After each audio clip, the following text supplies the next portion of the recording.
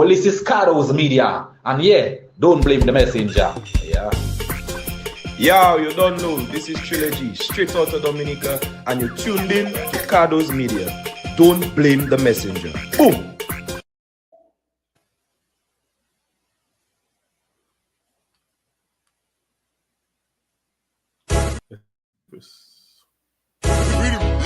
Wow. We got one my go fast niggas and them one time. R.I.P. Money Time boy. Say it properly. Zepe. True no boy.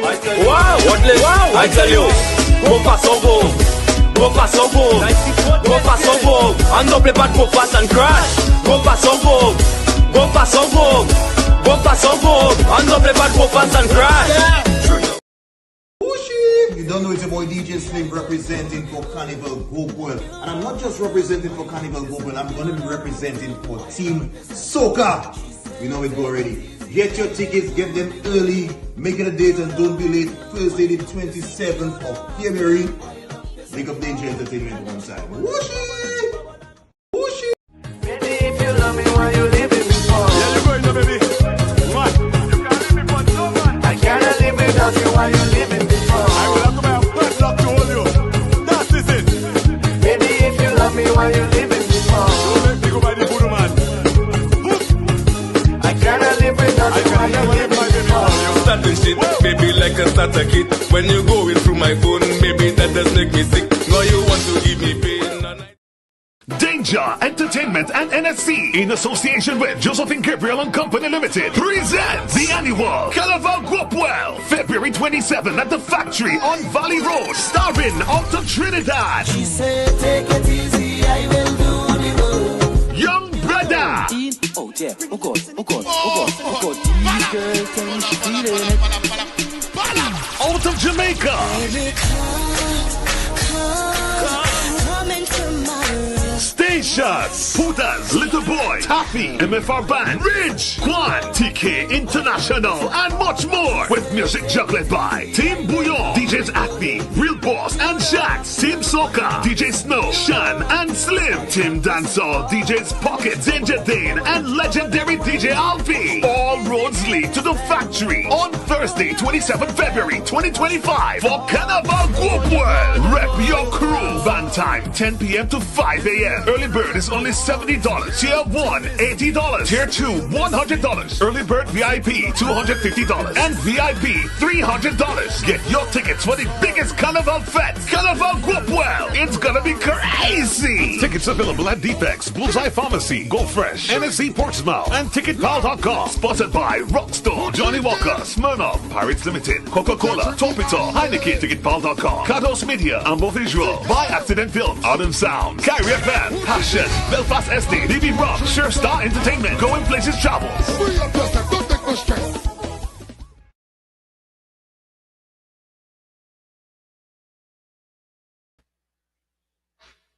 Good afternoon to the world. Hope everybody's doing well this afternoon. As you know, this is your boy, Cardos, and with the young boy, Fido, as the co-host this afternoon. Yes, we have a topic that is a pertinent topic, I believe, to everyone. And I, without further talking, let Fido introduce himself before we talk about the topic. Everybody, good night. This is Focus with Fido, co-host of Cardo Media, and we just have a very interesting topic tonight. I wouldn't mind to get into it. So thank you guys so much for supporting and joining on the live. Thank you. Yeah, man. So why is the topic this afternoon? Why you choose this topic there, Fido? I want to know why you picked this topic, man. Is you don't just give me a topic and I don't just run with them, man. Yeah, the topic justice denied. Well, we're hoping that the guest speaker would come in and join us to give us more enlightenment. But justice denied, women's lives valued less in the justice system. So that question we have to ask. That question we have to ask. Are women's lives valued less in the justice system? Wow. But that's a serious thing, eh? Yes. That's a serious question. Because for it to even become a topic, it has to have some relevance or something pertinent that even bring it to be a topic. You know? Exactly. Yeah. And here at Cardo's Media and with Focus with Fido, Don't Blame the Messenger show, we tend to try to go on the sticky topics. We try to touch on the subjects that are not normally touched on, and we like to go against the grain. Not that we have anything with the grain, but sometimes you have to go against the grain in order to get information to the general public and make the people in the public think. Yeah, definitely. So we are waiting for the one and only. I didn't want Kahina. I didn't want to say her name because her name comes with problem. Her name comes with problem. Yeah, man, we're waiting for the big. I guess it's that opportunity, I guess, to put in a plug here. If you guys in need of a website, or in need of a web developer, you're just truly Focus if you can help you with those solutions. We do from e-commerce to basic blog sites. Anything you need, we can do it for you. A certified developer of AppTech and Microsoft as well. So if you need a website, you can just message Cardo to reach out to me, and we can have that done for you in less than no time. Thank you. Hey, he does say less than no time, He does say less than no time.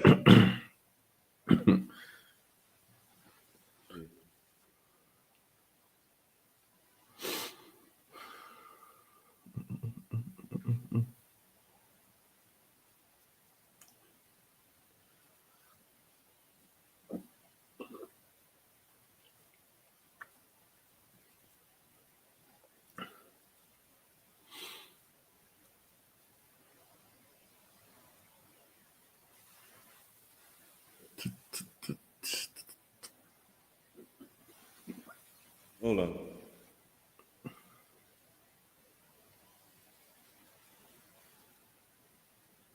Use the second link that I.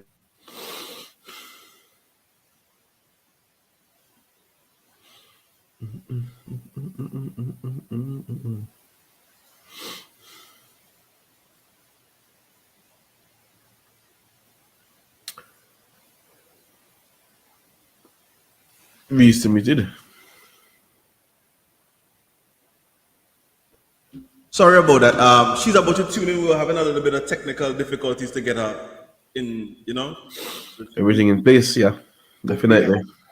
Hoping that she gets it there now. So yeah. Justice denied. Are women's lives valued less in the justice system? Is that true or false? Can anybody on the live right now say, is that a true statement or a false statement? We are asking the question because in order for us to get this topic, it had to be an issue. So yeah. Somebody in the audience, tell me, are women's lives valued less in the justice system? We have had several incidences in Dominica where women were the victims, of violence or circumstances that's beyond their control. And have they been given justice in that aspect? Have they been can we generally say that they have been satisfied with their justice treatment? So, good afternoon. The Kahina is here. So we about to bring her live here now. We about to bring her in. So just ready. Good afternoon. Good afternoon to the Kahina. What's going on, lovely lady? Hi, Cardo. How are you? It's good to be back. It's been a while. It's been a while. It's been a while. How have you been? I've been good, my dear. Been good. How have you been? I have very quiet, very peaceful. It's been very peaceful off social media. It's you know, you should come visit sometime. One of these days, when I become as popular as you, I will do that. Uh, hmm. I will do that. Yes. So who do you have here with you? This is my co-host, Okay. the young Fido. He's good. Boom. He's a former Adventist who No, backslid, who backslide. no, he's not an Adventist. No. Okay. He's a pastor actually, a junior pastor at a church. At Definitely. the church? No, not No. the 7-Eleven church. No, Which a one? different church. Okay. Okay. A different church, yes. Mm-hmm. So Definitely. he's good at the technological aspect of this thing, and he also does his own streaming, and we've decided to kind of partner up and try to push, Join forces, our yeah, stuff basically. forward.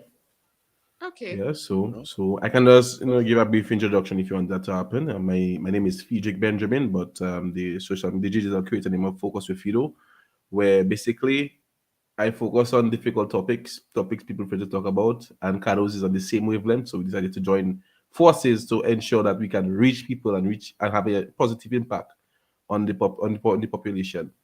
Okay. Okay, well, my name is Kahina Abayatara. Okay. That's the name I'm going to go by. Other people know me by other names, but this afternoon I am Kahina Abayatara, and Tara. raised in the Seventh-day Adventist Church together of Cardo. Cardo is one Pathfinders Club and then guides. And then we somewhat stayed connected. And then when Facebook came on stream as well, and we've been having healthy discussions, although we don't always agree, but he's one of the few persons I believe who is very balanced in their opinions, to agree to disagree. And I love that about him.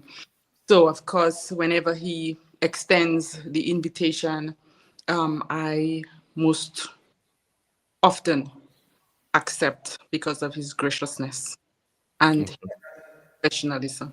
Yeah. I love that about you. Thank you very much for giving me my flowers. Yeah. So, what made you decide to join us in said discussion? Justice denied. Are women's lives valued less in the justice system? Okay. So for those of you who may not know, or I'm just going to give a reminder, Velma Valmont is my friend, and she was murdered 2 years ago. Yes, unalived. At Goodwill, December 30th, 2022. And first, the preliminary inquiry was on last week, Tuesday, which was, I think, what was the date of last week? Tuesday, Cardo. But it was like, not this Tuesday that passed, the last one. And So that was in January then, or the 4th of February? February 11th, I think, February 11th. February 11th. Yeah, that was last weekend.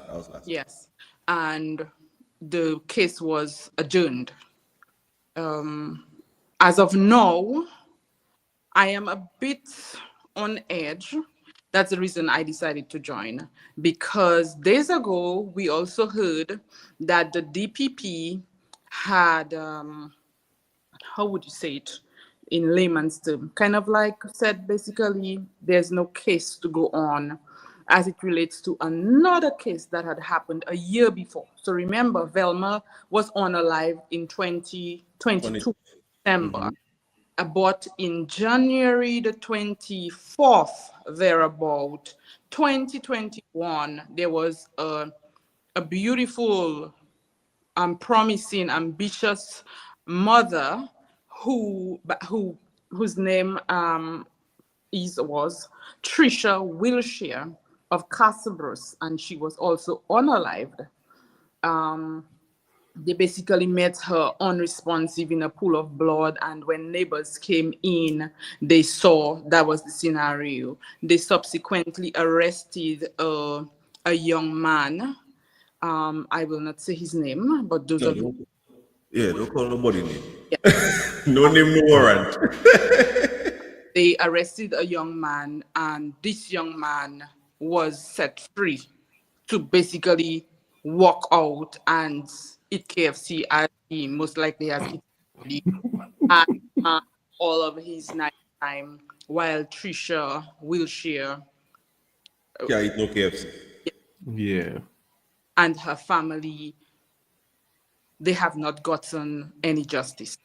So having heard that and coming from the heels of the preliminary inquiry being adjourned, I had to wonder, hey, is that a possible route that the case of Velma is going to take? And I believe that majority of persons in the Kalinago territory, especially those close to her family and her friends and her parents, are still alive. These are the thoughts that are passing through their minds right now. Are we going to get justice? Is this the same thing that's going to happen to Velma? Velma's case, what is it that we can do? What is it that the investigating officer is doing or not doing? So as now, I know that there are some documents that may be needed to ensure that everything is on par for the case. And I am not very confident that everything is in order. And this leaves to question whether they are actually putting emphasis on those cases, because Velma would have been unalived in December, and we know just days after there was another lady, I think from Trafalgar, who was unalived as well, and then her partner unalived himself. But One prospect. even more alarming was, you would think that these are cases that would keep people, more aware, and they would not enter into behaviors like that. But that didn't deter them, because a few months after, we also know of a case of a young lady from Portsmouth, a young mother whom some may say the social system may have failed her and her child. She was found in a blue barrel behind a certain hospital. So now we are conclude all of these cases. What's going on?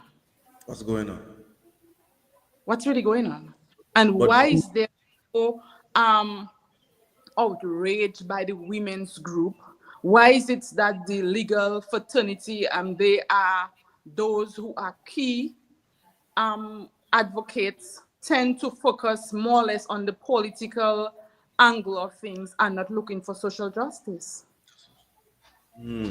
Or maybe they are, and I'm not aware, or maybe Just what not aware.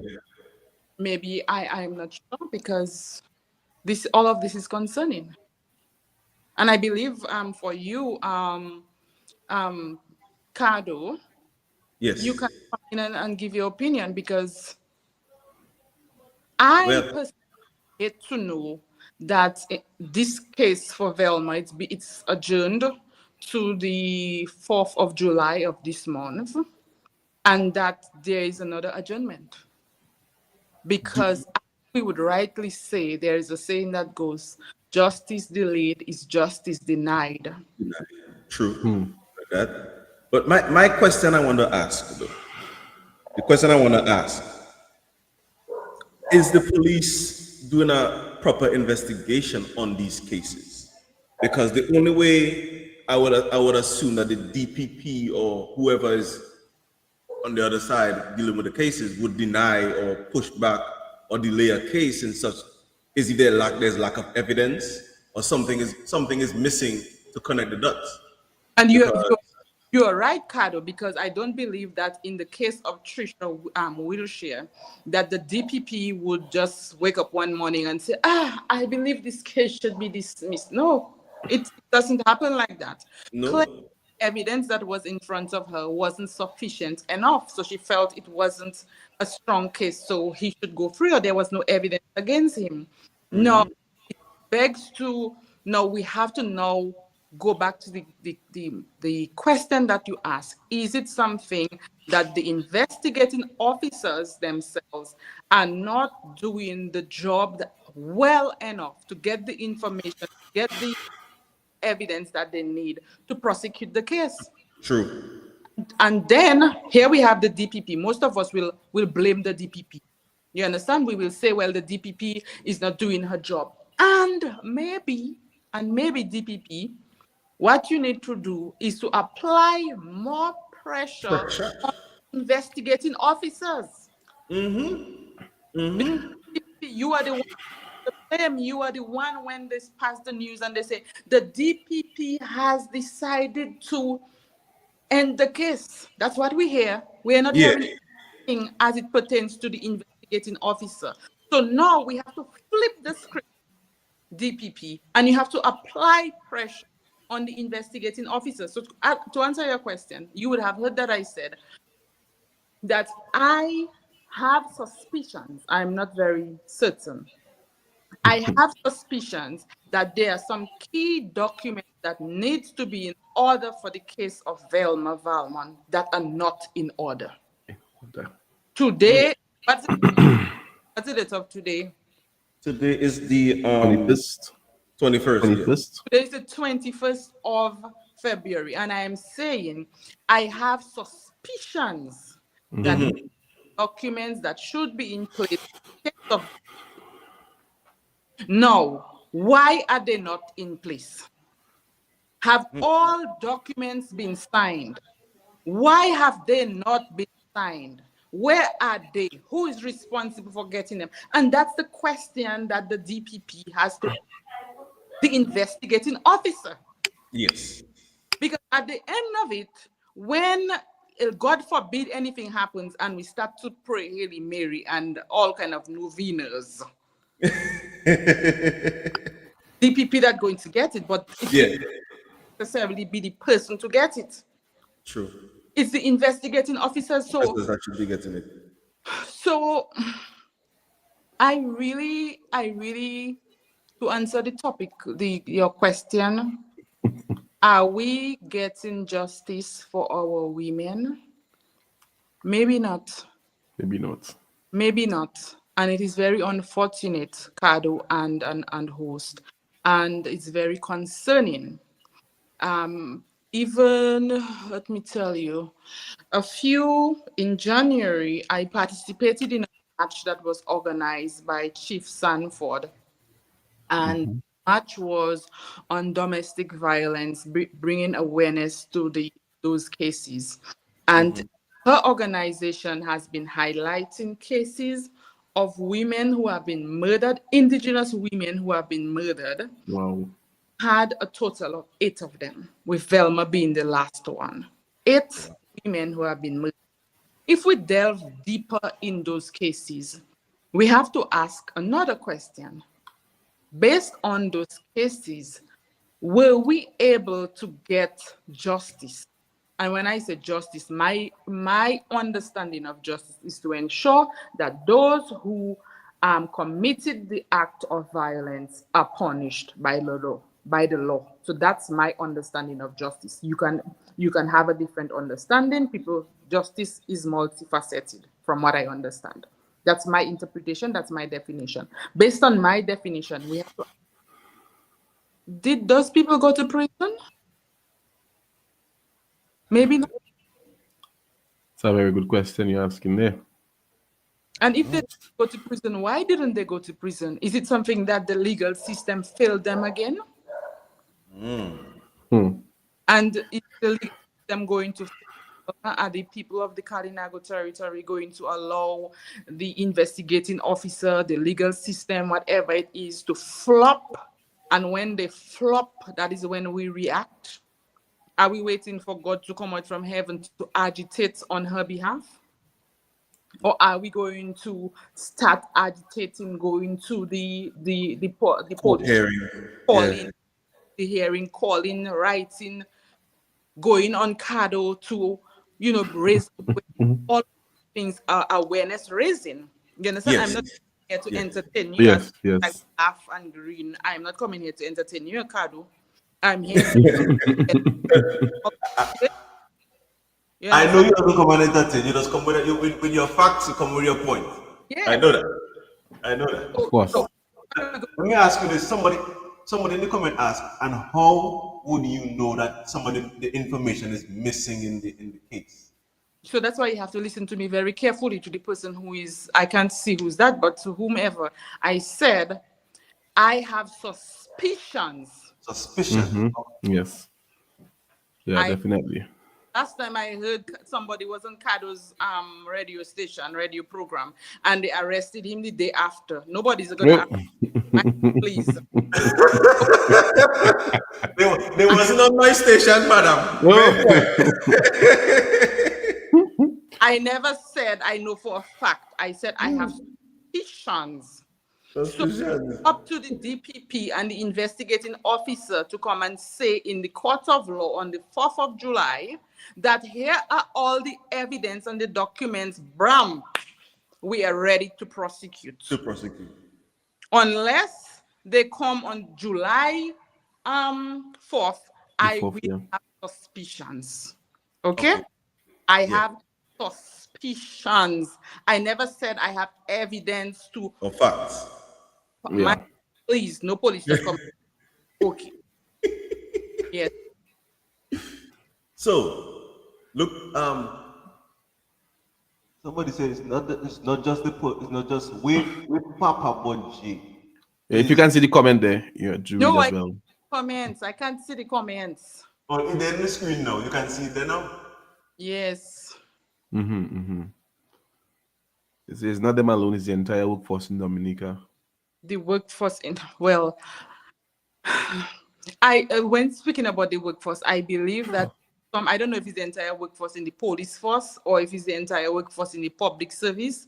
As it relates to the public service, as I will say, I believe that there are some hard-working public servants in the public service. It just may seem or look or appear, it may appear. When I'm on Cardo show, I want to make sure I get my proper. May appear that some persons who may not be performing to the maximum may be maybe creating the negative image of our public service. But there are some people who are hardworking in the public service. There are some teachers, for example, who are dedicated, who will go the extra mile, who will do extra lessons free of charge, who will ensure that children do and excel well. Go, even where I am working, I have observed that there are some nurses, for example, who will go the extra mile, who will ensure that their patients are well taken care of. And these are the cases sometimes we don't hear because I believe we are a population where we just believe that everybody doing a bad job. If we hear one story, we will run with it, but we fail to understand and realize that there are some hard-working, dedicated staff in different departments. So, for example, the social workers, when I look at them, some of us may feel as if they are not performing as well. But if you have to see and spend a week in the Department of Social Services, you will see the amount of work that these people are pushing. They're overwhelmed, and not because of any other thing, but it's just the nature of the job, that it is very demanding, emotionally, physically taxing. And people who go unrecognized and sometimes bashed through no fault of theirs, because maybe there might be one person who may have done something they shouldn't have done, or didn't do it as well as they should have done. But majority of them work very hard, and we Cardo have to make an effort to ensure that when we make those blanket statements, we recognize that there are those who really excel, and they go quietly, never Get speaking. recognition.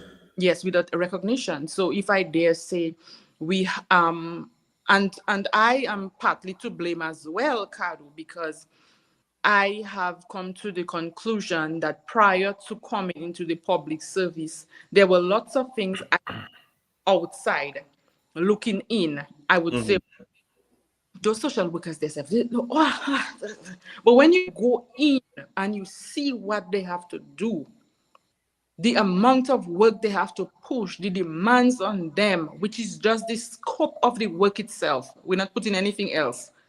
It is a lot. It is very demanding. Well, I want to ask you a question there real quick. I remember back in the day, you used to give people fire. Just a quick story from the main topic. But I remember back in the day, you used to give a lot of people fire, and now apparently you became one of the top advocates. Why this sudden switch? I am not aware that I am the top advocate. I am not aware. I don't know what you qualify as fire, but I am, based on what you're saying, I would assume that you're trying to say that I would point out some of their shortcomings and the challenges that they have, and I would also point out the areas that I think that they should improve on. And yes, I would do that. Yes, all of the time. And I don't think I don't think at all I have changed. What I have done, however, as I said earlier, is when you are from the outside looking in, it is different from when you are in and you actually see what is happening. So if coming in and seeing what is happening, I would think it would be very malicious, wicked of me to see a different picture and go ahead with the same narrative. It would be very wicked and malicious of me. Don't you think? Yes, it would be. It would be. It would be. And then no, I also I have is for you at this question for I also noticed that you did not really support the current chief, Kalinago chief, in her recent endeavors to become Kalinago chief, and you publicly made that statement. So now, has there been a change of heart, or is it still the same? As I have said, Chief Sanford had a match, and that was after the election. And I was at the match. I spoke at her match, and in professional capacity, whenever there are situations needs referring to her office, I ensure that I refer them professionally. And yes, I did not support Chief Sanford. And I believe, regardless of my lack of support, she most likely would have won, primarily because she had done a lot of work in the Kalinago territory underground. And Annette Sanford is a very strong woman. She represents someone who is ambitious, someone who is determined. And I believe all of us should continue to support her. And I hope that she, after being elected as the Kalinago chief, previous to her elevation to the position of Kalinago chief, she always advocated for unity, collaboration, and looking past political views, that in her new position, she will ensure that she lives by her words, and all of her words, lovely as they were, will be put into practice. That's my opinion on it. All right. Cool. Okay, now back to the justice system. You said earlier that Chief Sanford also has a group for fighting for justice for women. What is that group? Yeah, well, I don't really know the name of her group per se, but she has an organization, and that is one of the organizations I think that catapulted her a lot in the race for Kalinago chief, because through this organization she was able to do a lot of remarkable work. So she was able to do a lot of women empowerment initiatives, beekeeping, everything.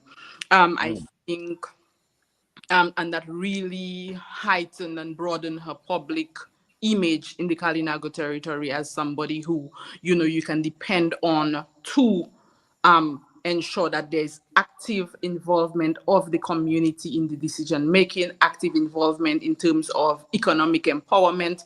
So and one of her projects, it seems, falling under the Kalinago empowerment was to highlight the cases of domestic violence. So this is how I got to be aware of it. And she had a match on here. I participated. And whenever she invites me, I will definitely participate. And I hope too that when I invite her to my initiative, that she will participate too. As well, yeah. Fido, you have a question for the Kahina. I know you do. Boy, yes, they're by Atara. Yes, of course. And then basically she just, I really didn't understand the weight of what we was doing tonight there, to be honest with you. I didn't understand the weight of it. Because if then the justice system has issues, the investigating officers maybe are limited. We have to ask a lot of questions to build up a proper understanding of it. Because we have to ask them then, do they have the right equipments? To do proper investigation. Probably the wrong equipments are being used or outdated equipment, so that the investigation takes extra time. But then who is responsible for that? So that is where we go back to the first question. As I said, when it is being publicized, the DPP is the one who takes the blunt of the blame, because the DPP ultimately makes that decision or those decisions. So although the DPP is not the one investigating right now, she and whomever it is, they apply pressure on the investigating officers and the investigating teams. And they also have to ensure that if the investigating teams do not have the required resources, they have to advocate for those resources, ensure that they facilitate those resources. Yeah, definitely. Because I that they are able to do a proper investigation. And if that is one of the problems that the DPP observes, she has to ensure that she send them back to the drawing board and say, hey, we need some training on how to conduct proper investigations, of course. Because 5 persons have gone off free. This is the area that they went off on those legalities. So we now have to ensure that this doesn't happen again. What can we do? What can we put in place? What trainings can we provide to the investigating teams to ensure that in the future this doesn't happen? Exactly. You know what I believe we should start doing, like the person commented, DNA testing and also fingerprinting. Because in America here, a lot of fingerprinting and DNA testing. Once you're already in the system, they get those information from you, and they never lose those information. So your fingerprint come up in a crime scene, we automatically gonna pull you in and ask you a question. You know what I mean? And so man using machete. See that? Yeah, because basically it's a straightforward case with the student doctor. Is a straightforward case. I would have thought that the person could get convicted and done that, and then justice would be served. But the hearing, I don't understand no good reasoning behind that, unless it's outdated equipment for investigation. And then we have there's so many angles you could take. So what if the suspect come and say he's crazy? What if he gets somebody to say he's crazy? Then what is the outcome of that case? Okay, so that's again. Don't go and give nobody no defense here, sir. Yes, here lies our problem. So if he comes to say, for example, that he might be insane, who is going to be the person to say that he is insane, for example? How many do we have in Dominica? How many? I don't know. I don't know. Find out. I cannot speak on that, but you may need to find that out. Yeah. Now, let us say, for example, we have only one.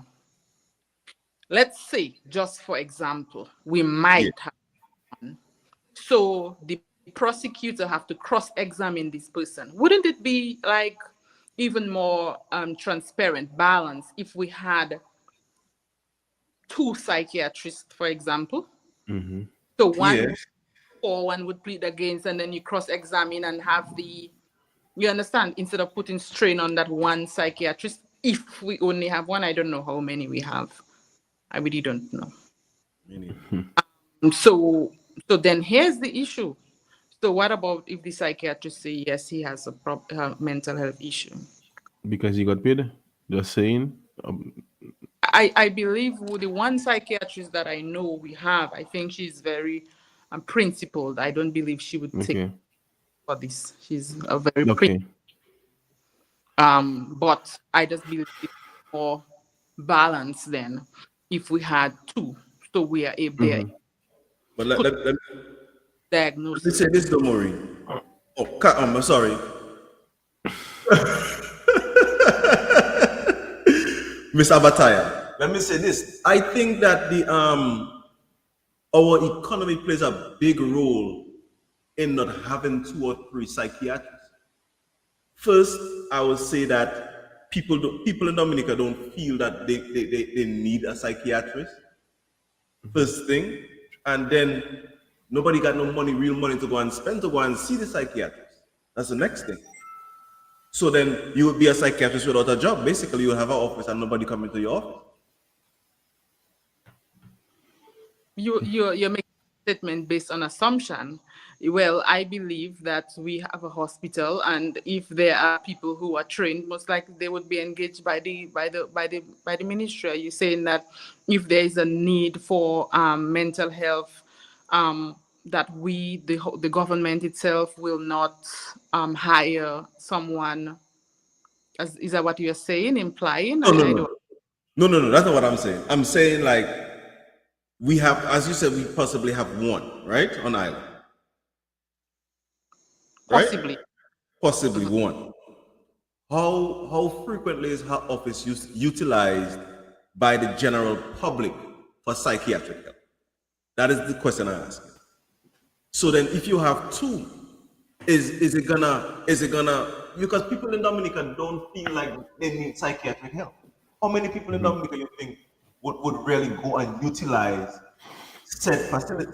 That's what I'm talking about. I'm not talking about nothing with government or anything like that. Just But people. Cardo, I'm saying that you're making a blanket statement, and you're saying that against no evidence, that you don't know how many clients she has. You don't know if she has a packed schedule. You don't know Okay. hospital itself, the acute psychiatric unit is filled. You don't know what's the capacity. So what we can ask for now is the data relating to the number of patients there. And I don't even know if that would be available to the public. So, but I believe strongly that if the Dominican public believes that mental health is a big situation that the government itself will engage, because remember, for you to practice, you must get approval from the Ministry of Health. Okay. And if other psychiatrists who are available, I am very certain that, well, I'm not certain. I believe it would be prudent of the government or ministry, regardless of who is the led government, would think of that, consider that. Consider So that. Yeah. I just want to Cardo, before you go on, Pastor, it is when I make those statements that people like Cardo believe that I am now an advocate for the other side. It is when you understand? But if these are clear statements to make, that we cannot blanket statement to us and assume that the Ministry of Health will not provide another psychiatrist. We cannot make that blanket statement. because no, well, I want to just ask no that question. So let's say through all ethical practices, the psychiatrist decides that in her examinations, in all of her examinations, this person is now can declare that they have a mental illness, and then that is taken into consideration in terms of his prosecution on that case. Do you think that is fair for the family and friends of the victim, or how should the family and friends of the victim now accept that judgment? Good question. Good. Because then he's gonna be walking around in society as a free man, basically. Man have to go and get his mental checkup every couple months. Exactly. But I'm thinking that maybe we'll have to get medication as well. So, and that is the reason I said, Cardo, it would be more prudent if there are more than one or two psychiatrists. So the prosecuting team would be able to present and get their own psychiatrist or whatever to plead the case against each other, I guess, to make a stronger case. So if you only have one and the judge in his right judgment believes that this person was mentally sane at the time when they performed or did that. Well, I don't know the legalities about around that, so I think it would be best for me to kind of sway away from it, because I would just be giving my opinion without much. Facts. Yes. Yeah. Okay. And you don't want police to come by your door.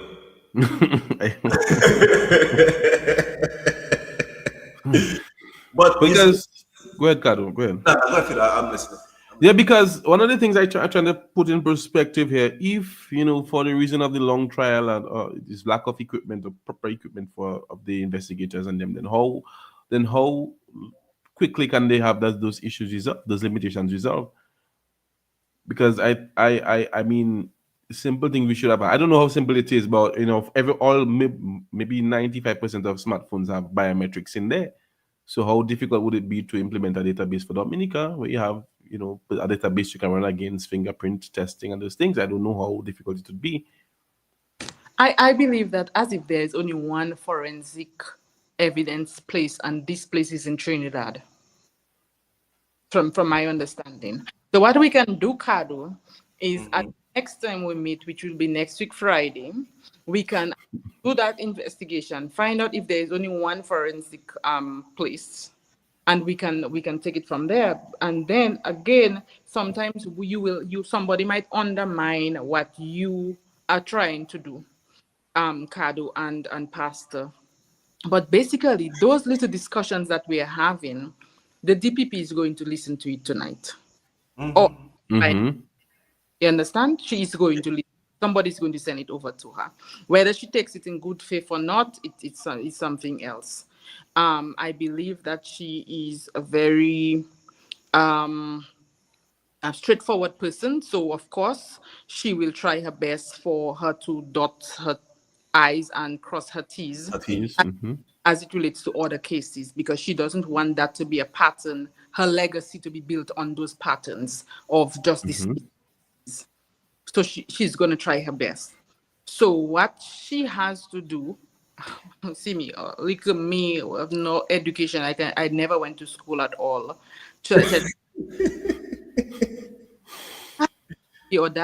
My audacity is to try to see what her team needs. Or else this would be her legacy, sadly, for no fault of hers. Maybe that's the system she met. And maybe the truth is I cannot say we are demanding too much. No, we cannot never be demanding too much. We are demanding exactly what we need. Exactly. So up to her now to try to see what she needs to have her team get to ensure that those things doesn't happen. It doesn't become a pattern in the future. Okay, that's good. I like that. But Cardo, why do I sense that these are not the questions you want to ask me? No, I don't. I'm just straight from our topic tonight. We speaking about justice denied tonight. But the topic I want to ask you, they will take us another path, and that's for something else. That's for another night. Yeah, and then okay. So, question: are we still on the topic of justice for ladies, and if is it denied or? But I'm gonna ask you a question now. What do you think about vigilante justice? I believe that situations, if patterns, if I know. If as much as possible Our legal system should try to ensure that they address the cases where we need justice for women or whomever has been violence has been perpetrated against, order to limit those instances where people believe they have to take justice into their own hands. Okay. You see that question there? Because a comment is saying Trinidad has so many crimes. Can they accommodate outside requests for their services? And this is one of the things where I sat down the other day and I was thinking about that very, very, very intensely. We are not asking Trinidad for their services. Yeah. Forensic space, I think, is located in Trinidad. So it means, Yes. oh yeah, go on. So, no, what I wanted to ask you is that, or say, is that can we just watch, because Trinidad maybe only had the only forensics facility in the Caribbean. Is that an excuse for us to not pursue one here, or is that an excuse for us not to say, well, we do need one, or I don't know. And we have to look at answer first before I say anything else. Yes, I believe we need one. And I believe more people should be coming out to say that we need one. It shouldn't be one of few voices. And more, again, the small pressures we put, the teams, the legal teams, the investigating teams, and then gradually the government will see maybe it's fit to get one, but maybe it might be too expensive. But I don't want to make any excuses for the government. I just say we need one. That's all I want We to say. need one because I thinking if we need one, just like how maybe outside other countries or governments will seek help in Trinidad, we will walk into the market of that, and we will be able to come help assist other people, other countries. You know, Yeah, that's it's a yeah, and then that's income that coming in.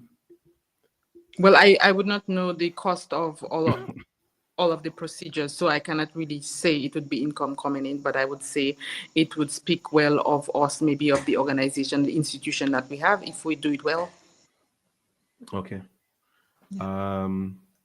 Because I tried to figure out this. So if justice denied and against women, is it that okay? The question is so then I don't know if you have the analysis there. We can say there was this happening to a gentleman. A gentleman was unalived, and then this lady's unalived, and the gentleman case went and it was decided upon, and now the lady's case is just being pushed and pushed back.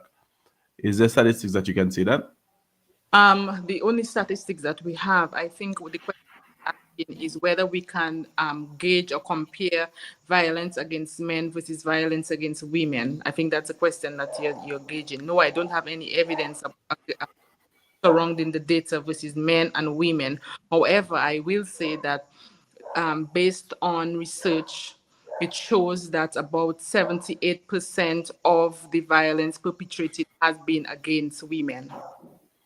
Okay. All Yeah. right. All right. Yeah. And then if we take Cardo is back. I'm gonna ask a quick question. Okay, look, something says, can you imagine your loved one is being admitted and treated for mental illness when you may be confident that it's spiritual, and they keep receiving meds to keep them in the same dark mission? Somebody asking that question there. Well, I am not a mental health expert, but I can understand the stresses that is related to anyone experiencing mental health challenges or their relatives experiencing mental health challenges, because I am speaking personally. I had a brother and he had mental health challenges, and it was very, very, very difficult. It was very defeating sometimes, and then he went on use drugs, so it was very emotionally taxing for the entire family. And I always say that when one person in the family has a mental challenge, sometimes we think it's only the relative, but the truth is Everybody's the family Yeah. suffers. So that's what I will say on that question. I also know that if this person is confident that it is something spiritual, there might be mental health challenges that may manifest themselves as maybe a spiritual attack. And this is a question I think the mental health team at the the Dominica China Friendship Hospital will be more equipped and knowledgeable to answer. So I believe it would not be right of me to provide any answer, because I would not On be that. in an answer based on my expertise. Okay. And someone said not enough crime for one. Plus, cutlass crime should be solved. Crime should be solved easily, I would say. Or could be solved easily. I don't understand the question. Okay, remember what was saying about the facility to do the forensics. So he Oh. said in Dominica, most crime is committed by cutlass. So it should be easily solved because you already know who one of the perpetrators are, if that makes sense. Mm-hmm. I think, but then again, Cardo, I just want to reiterate that it's small initiative like yours that might look insignificant to others that really needs to propel and catapult the call for us to get justice. And you need to continue. You need to bring more persons on who have experienced those challenges, because a lot of time we get drowned in the political justice, asking for political justice, but we fail to understand that maybe if we get social justice, everything else will fall into place, or maybe that social justice is priority. Yes, Wow, that's good. because that is what really affects us personally. It's when it hits home. That's Yes. when we see, well, okay, hey, there's a gap here, there. And also, I want to also say something that might be controversial. Sometimes we tend to blame everyone else, failing to blame the right persons. And I am not saying that I am blaming the investigating team. Again, I want to say that on July 4th will be the preliminary investigation inquiry for Velma Valmont. It was adjourned from the 11th of February to the 4th of July. And I am hoping that the investigating team, as competent as they have given the facade to be, that they will live up to that image and they will come up with a strong case, and to ensure that the alleged perpetrator is sent to jail and he pays for what he has done, so that the family and friends of Velma Valmont can get peace, and Velma can rest in peace, and her parents can at least start on their healing journey. Look how comment coming there. So it says plenty times two women commit crimes against men and the men still get charged. Well, I don't have data on that, but as I said, if it's 78% of violence perpetrated against women, it would mean the other percentage would be women against the men, and Mm-hmm. maybe there are lots of cases. There might, I get carried away. There might be cases that we know that women perpetrate against men and the men maybe are blamed, but I am not privy to those information, so I would not know. But if I am aware, also to Ricardo, I think to if there are cases like those that go that angle, it might be because society fails to understand that men too deserve justice, and that Mm-hmm. in some situations that men are victims, but we tend to believe that men are not supposed to cry, they're not supposed to feel hurt, they're not supposed to say when things are wrong, and we go ahead, we because of our societal perspective on how men should behave, it is kind of less attention is placed on it in some cases. So yes, that is also just to be fair and balanced. Yeah.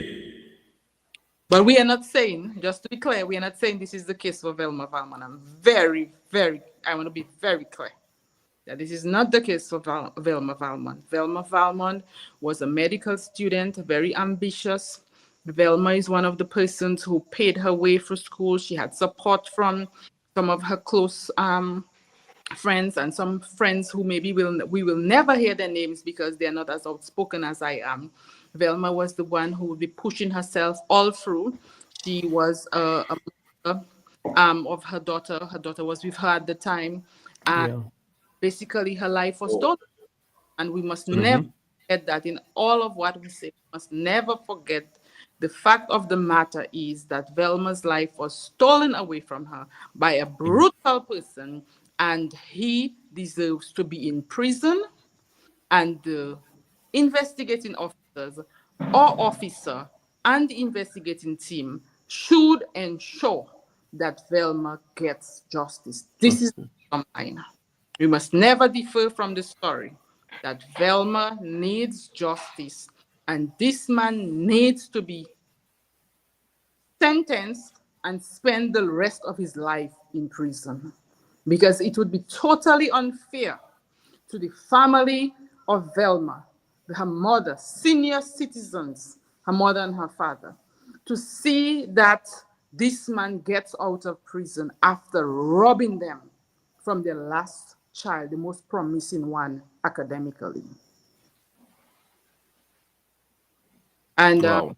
I end, Cardo, I want to say that Velma and I, together with a few other Kalinago women, we, in November, we helped to register a foundation called the Coponol Inc. Coponol, the name that was chosen, is a Kalinago word for I am strong. And this foundation was registered in November, and we were planning to do activities for women empowerment, to encourage women to stand up against violence, domestic violence especially. And when that happened, we had to take a whole year lapse, right? So as of now, we have implemented a project, a research study, which is doing a research on the non-economic loss of climate change on the Kalinago territory. So this is what we're doing now. And we hope to continue to push projects forward that will remind us of the dedication and the determination of Velma Valmont, even if she has passed on. And of course, I want to know for myself within my own conscience that had I been in the case of Velma, God forbid, that she would have been the one standing here, sitting here and speaking on my, because some Wow. say we have friends and we have to understand where we have. Is it something that I say I have 10 friends, and if God forbid something happens to me tomorrow, nobody can sit down in front of Cardo and say, hey, Cardo, I need an interview to speak about Maureen Valmont. In that case, I don't need no friends. If I can, no one can say, well, I would stand up and sit down and speak about you, Maureen, to ensure that you get justice. I don't need any friends. If I die, God forbid, something happens to me, and out of my 10 friends that I have, none of them can say, they will stand up, they will sit up, they will stay, they will stand up with a placard, they will shout, they will call the radio, they will say justice for Maureen Valmont. I do not need friends. Because sometimes we are alive and it is all nice and dandy because it's our friend Maureen, Kahina, and God forbid something happens to Maureen. And we cannot say, we can call the radio station to say justice for Maureen. Maureen doesn't need any friends. Because my friend is those who will honor me in my absence. Who my name when it is spoken in rooms that I am not in. These are my friends. My friends are those when I am absent and not there, I have disappeared, who will stand focused, loyal. And this is why I am standing and I am calling out for justice for Velma, and I hope to continue to do so until we get justice. And if we don't get justice, God forbid. I can see the emotion in your eyes and in your voice. I can hear it because it's like, you that's passionate, and I believe that if, like you said, if nobody can stand for you when you're not there, then it don't make no sense having a friend. Because friends are supposed to be in your corner, whether you're there or whether you're not there. know what I mean? And that is where it comes again. We have to hold people accountable because if I consider you to be my friend, you shouldn't hear nobody bad talking about me and join in the conversation. You're supposed to put a hold to that immediately and be like, yo, that is my friend. I don't care what you think, what you say, that's my friend. I'm going to defend my friend to the end. So I believe we need to hold the people that we call friends accountable and when we put people in position, hold them accountable. As you speak about putting people in position, one of the questions that you asked me is previously I would be giving people fire. And one of the things that I want to continue to do, Cardo, is to be true to myself. And I said, as much as I gave people fire, I want to ensure that anybody who is in office, regardless if they were my friends yesterday, my enemies today, the same pressure that I used to give those who were in office yesterday, I believe that they should get that pressure. They should be held accountable. But very often, when we give them the same thing that we gave the others, that they would be supporting us to do. Yes, give them the fire. When it's on their foot now, they vex. When it's turned on them now, you find yourself in different underground newspapers with them, with their whole self and their whole troop and their minions attacking you for different ways. But I am saying that the same Kahina then is the same Kahina now. And the same Kahina you supported then, you should be able to support this Kahina now. Because what was wrong then, if you are doing it, you should be held accountable. And you are not above the law, not because we are friends. Not because we are friends. And on that note, I want to say thank you to the PAL rep, for example. You know, he's one of the persons that I have always been giving pressure to. And this Cardo, he would never, ever tell me not to give him pressure. He would say, you know what, Maureen, I heard your program, your opinion is noted, and I want to encourage you to say what you have to say. This is how I learn. But some of our leaders, we preach for accountability, but when others hold us accountable, it is something else. We make things pass into Cardo's ears, and we give the impression that Kahina has switched. No, Kahina has one. It just what it means is Kahina is now watching you. And you don't like Kahina to watch you, but you loved when Kahina was watching everybody else. Now that the eyes are on you, it feels very uncomfortable, doesn't it? But you know, Kahina, you have to watch both. You have to watch on both sides.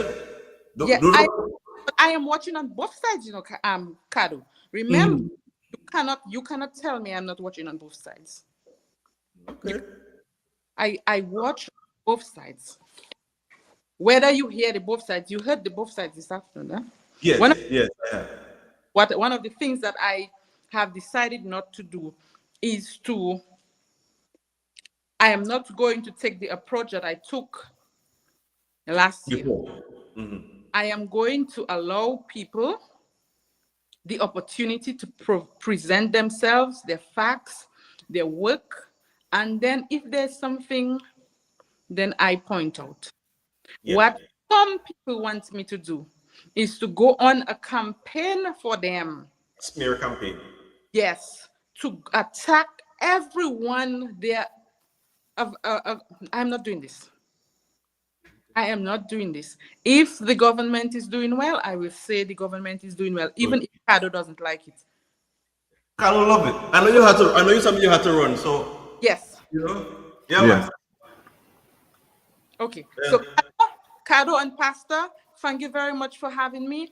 I admire you guys. I'll be with you next week, Saturday. May God bless you.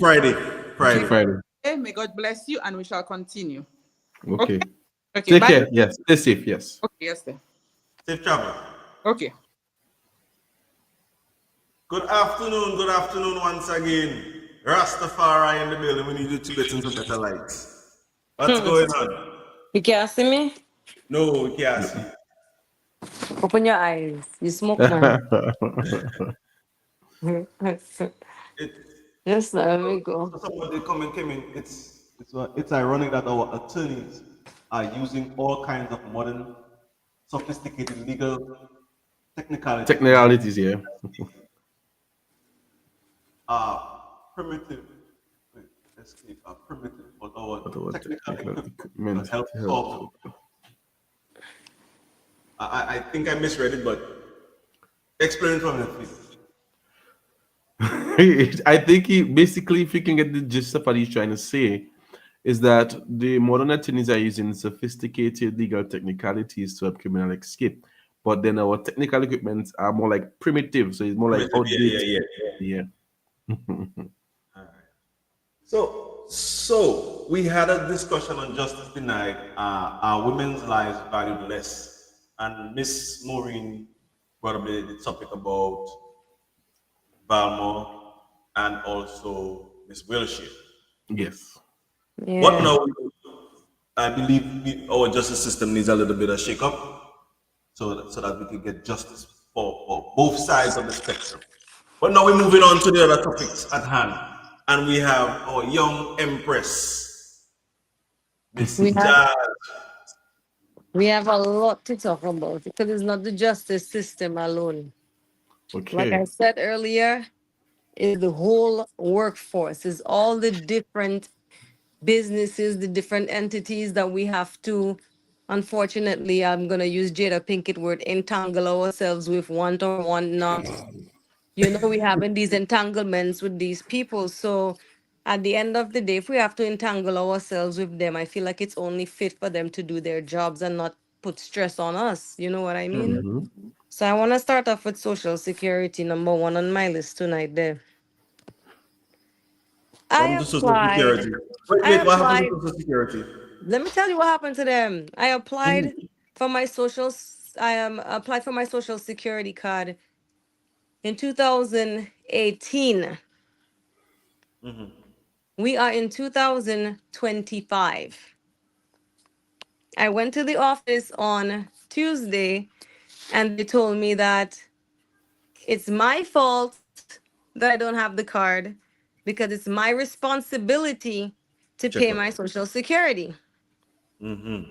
Now, my thing is, I feel like that was pretty stupid to say because if I applied, if I registered for Social Security since 2018, my goodness, I'm paying Social Security every 2 weeks. They are coming to my business to collect the money.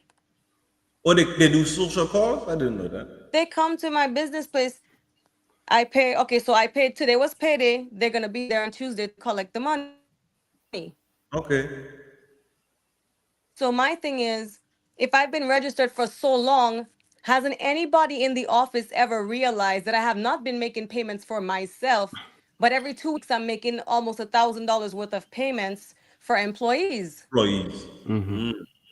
So why aren't y'all doing y'all job? They should be calling up and be like, Miss Phillip, why are you paying every 2 weeks for these people, but you're not paying for yourself and you owe back money and all that extra stuff? Collect the Exactly. money. And then we saying that the government squandering the money, but the government maybe not even getting money because these people are doing their jobs.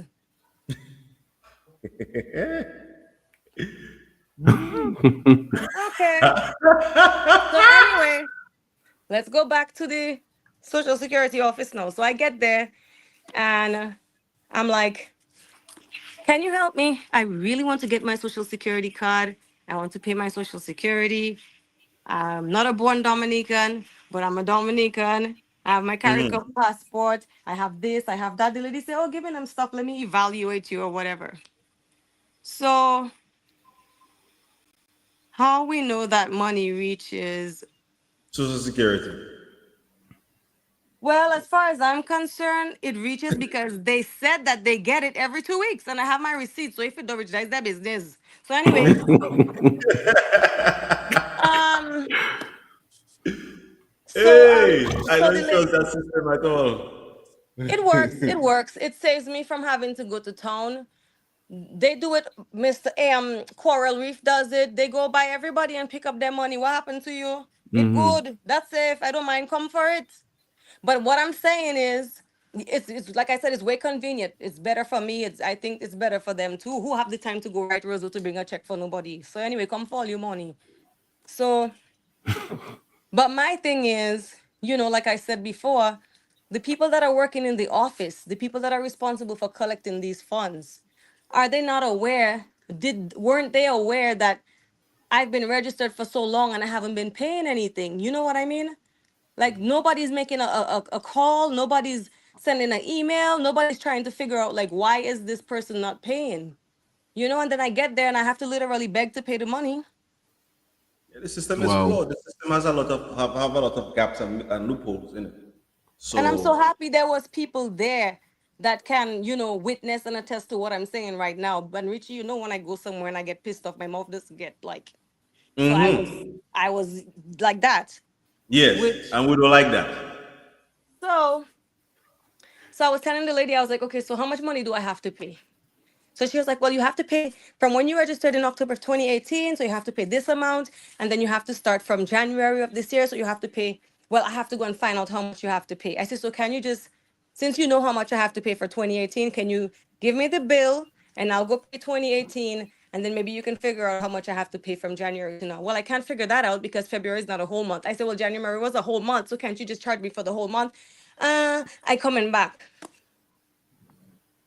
So she's always coming back and is like, they're not coming back. Richie, am I breaking up? A little bit you're spotting, but it's all right. All right. So anyway, after I stood in line and dealt with her, I had to wait for the cashier because the cashier was nowhere to be seen. And there's other people waiting to pay. I just feel like when you go to these places, nobody's ever in place to assist you. And the ones that are in place to assist you are doing bare minimum. Out of the 4 people I dealt with that day, there was just one individual I felt that actually was there to assist. And that was the one that took my picture and gave me the card. Like she was moving on time, like she's doing her thing. Like, yeah, let me get this lady out. Let me do this next person. But the other people is like, you have to wait. And I coming back and they're not coming back. And then everybody calling, you know where the cashier go? Call so-and-so. You know where the cashier go? And I'm like, It's Well, not. It's not a professional setting. The setting is bad because Monday, yeah, Monday, the Prime Minister alerted that our professionalism or account. We're not professional. We need to step up our. well, I'm so happy that you mentioned that he said that because he also said that if people weren't doing their job, that he was going to fire them. He was going to hold people accountable. And so that's why I'm bringing this information to the forefront because I feel like he may have to step in all these different sectors and put some thumping some people back to make them understand that they're not just going to sit down in these offices and collect a paycheck and have the country stagnant and then people blaming the government, but it's actually people that's not doing their job that's preventing us from making a step forward. wow. Wow. That's a bold statement there, man. But it's the truth and it's the facts. Let's continue to number 2 and I'll prove it to you. So the business office. Which I'm business trying to office? do in Roseau where you have to go and apply for your business license. Go ahead. I have to talk on everything. I'm gonna say who's doing their job and who's not doing their job, Chandy. I'm not just gonna come here and bash nobody, I come in here to speak facts and the truth. I don't lie on people. So now, the business office, I went there because I had to get some copies of some stuff. But anyway, there's 3 ladies, super nice, I must say. The only thing is I'm paying for a business license. I paid to register my business name, right?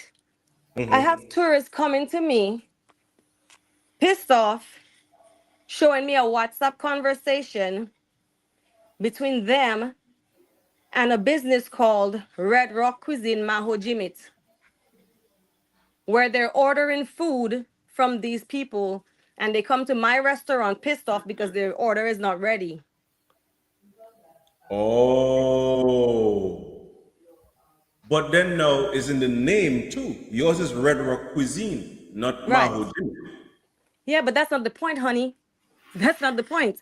The point is my business is Red Rock Cuisine. There should be no other Red Rock anything because that name is already taken. That's the No, point. it can't. No, it can't go that way. It could be Red Rock Cuisine, Maho thing. Yeah. Once it's all incorporated into the name, it can be. It can be. Trust Actually, me. that's not what I was told. That's not what I was told. And secondly, that business is not even registered. Wow. And they've been 4 years using that name. And I'm just kind of upset about that because it's only one Red Rock Cuisine, basically. So I'm upset about that because I feel like, Wow. I work too hard and I am still working extremely hard. And I don't want nobody riding on my back Yeah. Using your name. I can understand using that. my name or tarnishing it neither. Because if you do something, Definitely. because at this point, you have those people coming to me and they pissed off with me. That I was like, lady, let me see that phone. Checking the number. I was like, look at this number. That's not our number. Here's our business card. Look the number up here. That is not us. I don't know who you're speaking to. Wow. Well, that's a good experience. So now I'm telling them about it, and nobody knows who I can speak to about this. Nobody knows who I can go to about it. But at the end of the day, I feel like I'm paying for a business license. I had to register my business name. And if something like that is happening, I feel like it's on them to do whatever they need to do to They have secure to do, my yeah. To name. protect, yeah. To protect you. Yeah. So what am I paying them for? Just to give me a piece of paper with a stamp? To say the business name register so they can tax Yeah, you. well, you wanted me to, do all this extra stuff. So if I'm gonna have the name is mine, and you need to protect that. Of course. Of course. All right, so my next issue. The So wait, fairy. wait a while. You come there with a list. List, You don't yes. Let her understand. I go said you through. have a list. Let her go through the list, and then we'll tackle them piece by piece. Okay. Okay, I sorry.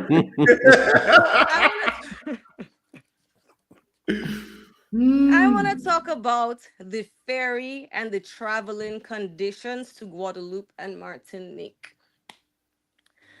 And it's so sad to me that in 2025 that this is actually a discussion. But at the end of the day, I think it needs to be a discussion. And this should be the last time that this is ever discussed.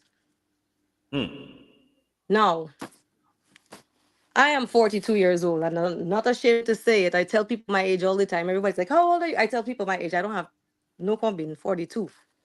Proud of me. So now, in all my life traveling to Guadeloupe, I just went to Guadeloupe, and I don't want to see Guadeloupe on TV. I don't even want to say the word Guadeloupe anymore, so that'll be the last time I say that word. But I just went over there, and let me tell you, the port in Roseau, it's terrible. It is terrible. Okay? I'm going to start telling you why. Let me give you some of the reasons. One of the reasons that I'm going to start with is the lack of friendliness of the staff. The people who checked us in, they were so aggressive. I was almost ready to tell that lady, Pastor boy, I'm glad you're there tonight, I'm glad he did too.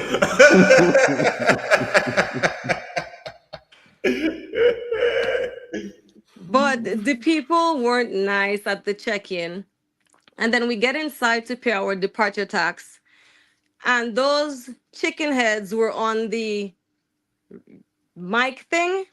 And there's like the speaker is basically straight in my face. So if I'm looking, the speaker is speaking straight in my face. And if I turn this way, it's screaming in my ear. And In if your I turn ear. that way, it's screaming in my other ear. And I had to tell her twice, ma'am, you're speaking to someone on the inside. Can you please turn off the intercom? I really don't need you in my ear. And she never turned it off, the chicken head. She kept talking really loud, cackling like a friggin' hyena. She was very loud. It was very upsetting. I'm not gonna lie. I was very, very much irritated with that woman.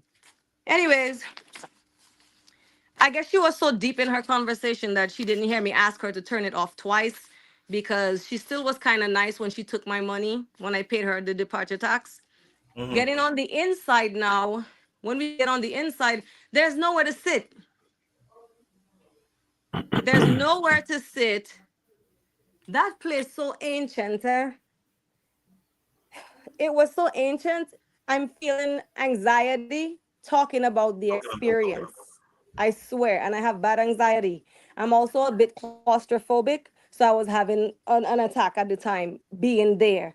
And then, mind you, our ferry was late, so I had to be claustrophobic and irritated with my anxiety while I had to be around all these people and all these different smells and all these different situations, and it was terrible. Again, nowhere to sit. Inside there is super, super cold. So me with having blood clots twice and having poor circulation, being in there in the cold, I was cramping up to hell. Like I couldn't feel my hands, I couldn't feel my feet. At a certain point, I almost couldn't stand anymore. Now there's elderly people there. There's a pregnant woman there. Her belly looked like she's carrying quadruplets. There's people in wheelchairs. There's children. I have my child and my dogs, and I have to literally like stand by the door to ensure that we can get out that door first, because if we don't, there's going to be a stampede, and Pastor, I'ma have to somebody up.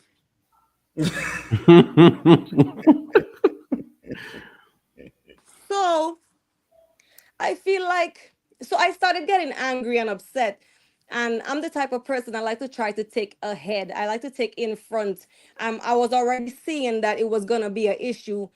And like I said, I've traveled many times through the ferry and through, of course, our cultural way of going back door. But this situation on that ferry there, it wasn't nice. And then so again, I saw that it was going to turn into a thing, so I started speaking up before it did and started letting people know that, in 2025, we should be doing better than that, and we know better, so we should do better, because there's elderly people here, there's people in wheelchair, pregnant women, women with children, and we all know that these people should have priority. I'm like, where is the staff that works here? All you just come to take our money, and that we have to stand here after we pay $360 for a round trip ticket. It should be like the airport. I want to sit down comfortably. I don't want to be that cold. You know what I mean? I am not fresh fish or fresh chicken. I don't need to be preserved in a fridge. It's too much. And then they finally opened, like people started, already. One person opened their mouth and it's gonna be hell, because of course other people are feeling the same way, but nobody wants to speak up. Yeah. So as soon as you talk, somebody else starts talking, and then everybody else starts talking, and then it just went, it let me tell you, it instantly went from us talking about elderly people, pregnant women, women with children, disabled people barking first, getting priority so that they're not trampled upon and shoved into the ferry. We were talking about that. It went from that to being about the prime minister. Okay. So everything you talk about goes from the fact or the problem at hand, it goes from that to the prime minister. Prime Minister. Okay. So then you get to Guadeloupe, and it's like you get to Guadeloupe. Before you even get to Guadeloupe, there's a whole long line. People already pushing and shoving to get off the ferry. You come to Dominica, as soon as you can see Portsmouth, there's a whole long line, people waiting to get off the ferry. I feel like in 2025, there should be some type of organization. I feel like when people buy their tickets, even if they have to change the cost of the tickets, maybe they should start selling some first class tickets for the ferry, or maybe they should start selling, upgrade the tickets or something, so you can have some type of priority. But something needs to be prioritized, because somebody's going to get hurt. And until somebody doesn't get hurt, people doesn't take shit seriously. Remember, the sea is rough a lot of times. The sea was rough when we came and when we left and when we came back. And both times we rode that tall ferry with the cars at the bottom. And while we were in the ferry passing Marie Gallant, when we hit Canal, I swear I was in a 2-story building, and the building went on its side and came back up. And then when we were leaving and coming, like I was saying, the sea was kind of rough. That's why the ferry was late both times. And so there's a ramp that you have to come up on to get into the boat. They have to help people to get up on the ramp, because sometimes it's too high and then it slams back down and you can break your leg. So imagine all this stuff, and then you pregnant, and you maybe have a child with you, and people pushing you onto the boat. You know what I mean? So I feel like the people that are working the ferry, they should do better to ensure the safety of the people and ensure the people disembark and embark properly in an orderly fashion without the shoving and the pushing and all that stuff. Okay. Airports. Next one. Next one, yes, let's go. Next Yes, one. I already. I tell you, I have to vent, because I make Go my ahead, go list. ahead. My next thing I want to vent about. Everywhere we go is Dung Island people. Dung Island people. We are looked down on very much. Okay? We look like we're the bottom of the barrel, like the scum. Now, it really irritates me and pisses me off, as a matter of fact, that every time I travel, everywhere you go, you have to wait. You last have to come out inside there. You go to Guadeloupe, same thing. You have the French line and you have the English line. And the French people, they just stamp their passports, they pick up their bag and they go. But you come into Dominica now, and when you reach Dominica, you still have to stand in the line for how long? You've seen all kind of other people that are not even Dominicans passing ahead of you. I feel like we should have some type of priority sometime. When are we going to prioritize ourselves? When are we going to prioritize our people? If we cannot make our own people feel like they have some type of value, the rest of the world going to keep on devaluing us, and we're going to remain the dung island bottom of the barrel people. So it's time for us to elevate ourselves. Okay, noted. Next. And I told him man at the airport that, and mind you, he told me, you're right, mommy, take your bag and go home. I tell him, thank you. But of course, you're right. My next issue I have again is the lack of commitment of work effort from the people at the food handlers permit. I have a situation with these people and my food handlers permit. We took a course in January, I believe it was, for myself and some of my employees. We went, did the 2 hours. We had our stool, urine, everything they asked for. I personally collected all the samples from the employees and dropped them off at the Wesley Clinic. Yes, I put in all you on blast, Wesley, because all you need to step up all your work ethic. So now, I dropped it off the morning. The truck was taking the samples down to Roseau. So everything was perfect. I was like, perfect. We reach on time, everything good. February almost done. We can't get our stuff back. They telling us they lost it. We may have to do it over. Mind you, the urine and the stool sample cup each cost $5 a piece. So who's paying for that cup? Who's paying for those cups? And at this point, how do you know if I'm not constipated? Can I shit again? Like, I give it to you already. Why have to give it to you again? Why you have to lose it? If they're doing their job, like, what's the problem? How busy are they? How hard is it for you to be organized and keep things together? How do you lose so many things? That's why when the lady was saying earlier in the first interview about them may not have or may not be having, I was like, yeah, they probably don't, because everybody losing everything everywhere. And sometimes they have the stuff like Social Security did.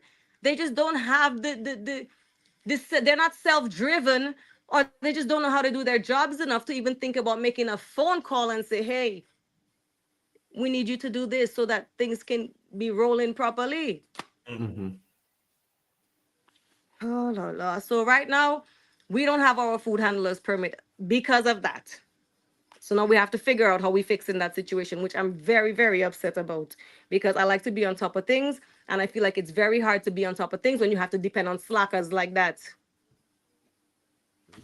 I closed my business. Everybody was present in that class. That is money I'm losing. You wasting my damn time.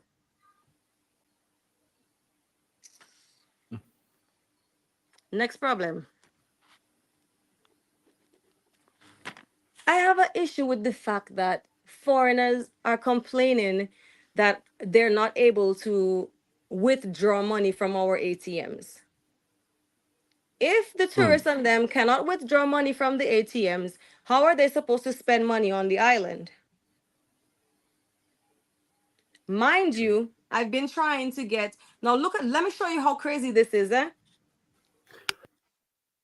I've been trying to get my back to Social Security, how it's affected me. So you can see how bad this is. I've been trying to get my social security card since 2018, like I mentioned earlier. And I've been pursuing it because I've been trying to get a debit card machine from the bank. Mm-hmm. And I've been trying to do that because the tourists are always complaining about not being able to access funds in the ATMs. And, so if I have the machine, then people can pay with their card and, that type of stuff. But again, I couldn't get the machine because I don't have my social security. But now that I do have the social security, I'm still waiting on the bank to call me to schedule an appointment so that I can come in to do whatever transaction I need to get done. But I Yeah. feel like I went there since Tuesday and today is Friday and nobody called me. How busy are they? And I got 3 different numbers for 3 different people that could possibly call me. So how, I mean, like, so see how long I've been trying to do this. And now I still blocky. Hmm. Okay. Next one. You ready? The credit union. Wait. Stop a while before you continue. Stop. Um, you should say something good about the credit union. Why? I mean, everything can always be bad. I saying what I see. Don't tell me what to say. You want me to lie? Hey, The hey. pastor, you want me to lie in front of the pastor? I hear you. All right. No, it wasn't anything bad I was actually going to say about the credit union, honestly. I just wanted to say about the credit union, our little community is small. I get it. Um, Sometimes people are on leave. Things happen. Right now, we have a bad situation at the credit union in Calibishi. The passing of Willow from Ansdi May rest in The peace. willow, yes. I want to send my condolences to his wife and his family, his children. It's really sad. It's really sad. So she's not at the credit union working at the present moment because of the passing of her husband. And then one of the other gentlemen is on holiday, I guess, on his leave. Mm-hmm. So they're short staffed there. So I understand and I sympathize with the whole everything what's going on. But I just feel like sometimes businesses have to maybe I think like maybe the credit union people should think about changing their hours of operation to accommodate the current situation because like I was saying, there's only one guy there. And this morning I go in credit union after 10 in the morning, I see him, they saying they on break. And I'm like, what the heck? What's going on? Security tell me they on breakfast break. So I was like, breakfast break? What kind of business is that? Guess I know boy that time for breakfast break. I want to you check out my business to go and do breakfast break Yeah. story that. So I I just never feel know like that. So they're wait, so supposed they to have breakfast break, lunch break, and supper break? So, all mind break. me. No. No, they have a breakfast break or whatever. But my thing is, I feel like, okay, yes, if they have to have a breakfast break because they're short staff. When they're not short staff, one person stays and the other person goes and then they Just go. switch. So it's Okay. perfect.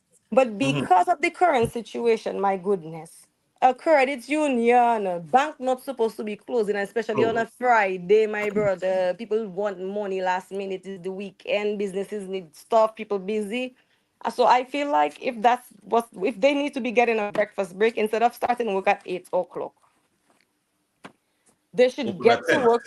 They should try to get to work by 8 so they can organize what they have to organize and try to eat their little breakfast and they can open at 8:30 or open at 9. I don't 9, know. yeah. But I don't think the credit union should be closing to take a breakfast break and then maybe have to close to take a lunch break Lunch too. break at And 10. again, I'm trying to be understanding of the fact that they're short staff and there's stuff going on, but they have to also be mindful that they are there to provide a service to the public and public is a lot of people compared to what's in there. So again, to accommodate the employees, maybe they should reevaluate their hours so that they can for the time, accommodate the public and still provide a proper breakfast break for their people.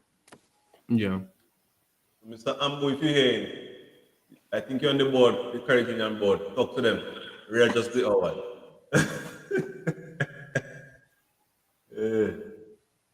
Yeah, man. Next. But that ferry terminal, I want to go back on it a little bit. It's really disgusting. It's really disgusting. The bathroom is disgusting. That place is nasty. Okay. They need to fix it. They need to change it. They need to get more seats. If the boat holding 200 passengers, it should have at least 150 seats in there. So 2025, we need better. Okay. Maybe Hurricane Maria took the seat that was there before. I And they don't know just what take the seats. I don't know if they ever had seats. I don't know what's going on. That's not my business. All I know is it don't have enough seats in there, and it's very crammed and very uncomfortable. When people traveling, it's already stressful enough to have to do the voyage. And when you have to do the voyage and you're not in good health, and then you have to be, in those type of environments, in those type of traveling conditions, is not good.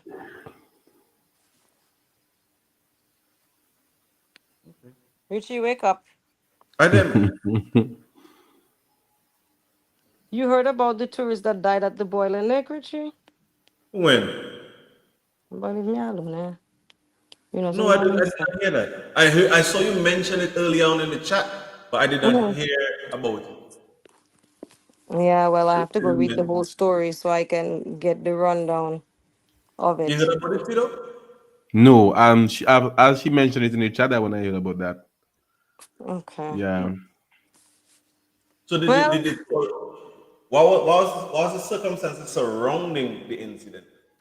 well, that's what I said. I want to go read the whole story, but apparently they probably went hiking and the weather was bad and somebody got hurt and they succumbed to their injuries. Oh, Mm-hmm. Yep. Wow.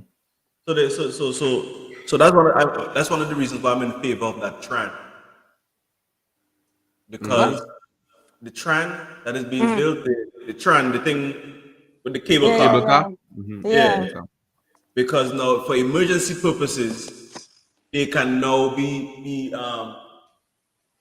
they can now be what they call that, transported back for medical care.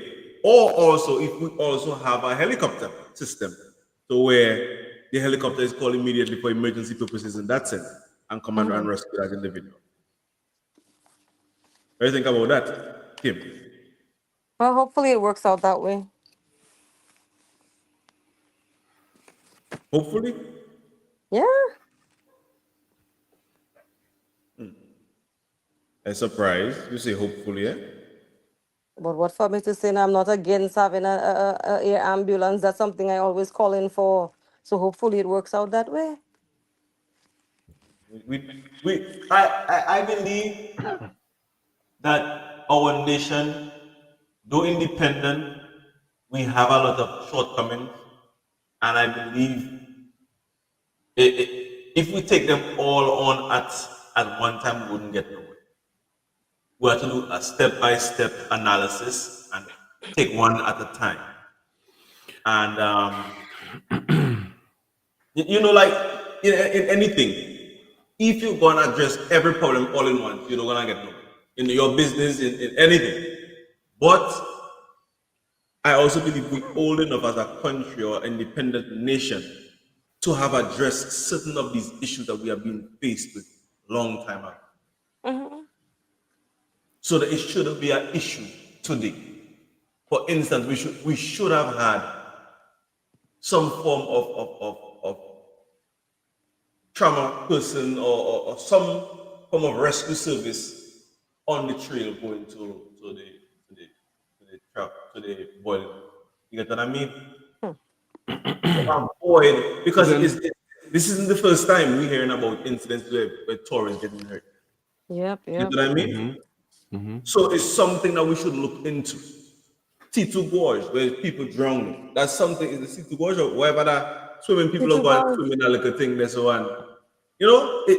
There should be things that we should be putting in place as a country and as a people to eliminate certain things that we already know is taking place. You know? Yeah, yep. If it happened once, you don't, or twice, you don't want it to happen 3 and 4 times. Then it really becomes a problem. Mm-hmm. You know? It's true, it's true. Clint, what's going on? The topic right now, we're on an open discussion, but our topic in the beginning was justice denied. Our Yeah. women's lives valued less in the justice system. But right now we on an open floor, open forum, Right as we now. say. Right now. Because When I said on that on the thing, when I said sometimes women do whatever and then the men still get charged. The reason I said that was because I know a couple instances, but one in particular that I will mention where a guy, he was talking to somebody and the girl that was next to the person didn't want him to come talk to them, so she slapped him in his face. And as soon as she slapped him in his face, his reflexes, he slapped her right back. But then he get charged $500. yeah.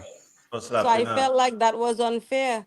It's slap for slap. If you slap him and he slap you back, why should he be charged? Both Be of all you charged. then should be charged. Both of all you give the government a $500 Hmm. because True. two of all you slapping. But I don't feel like he should have been. Yes, he's a man, but at the end of the day, so he don't have feelings. Because Exactly. he's a man, it does sting. You check, and because he's a man, he don't have no ego. Like he didn't feel bad when she slapped him in front of those people. Exactly. So people have to learn to keep their hands to themselves, like I said in my comment. So we have another guest joining us this evening. Mr. Roll, how you doing? Hi, good, hi, good. What's up? It's Good been a night, while. people. I don't It's like been a that while orange since you've on been you. on Cardo's media. Why is that, Philip? I don't like to see that orange on you. I love orange. I like the Oh. orange. That is the rebel. That's the rebel color. Tony Rebel and the party color. You switching party boy. No, no, no. I like orange, man. That's my favorite color. Okay. Oh my God. Yeah, yeah, But man. since I come So and what's I up? come and vent, on Richie thing tonight there. I come and vent and tell them about all my frustrations I've been having for the past time with different business Institutions. places that, yeah, institutions I Yeah. have to go to handle certain things, and then people just not doing their work. I'm gonna ask a question. I'm gonna ask a question. I'm gonna ask a question. I realize that the majority of issues you have in different institutions, can we say, or in the space of when nepotism is in place? Because you have to ask a question: who is in charge of the social security? Why, the necessary professionalism is not being given to you, the services is not being given to you? Then you have to ask yourself again: who's in charge of the terminal?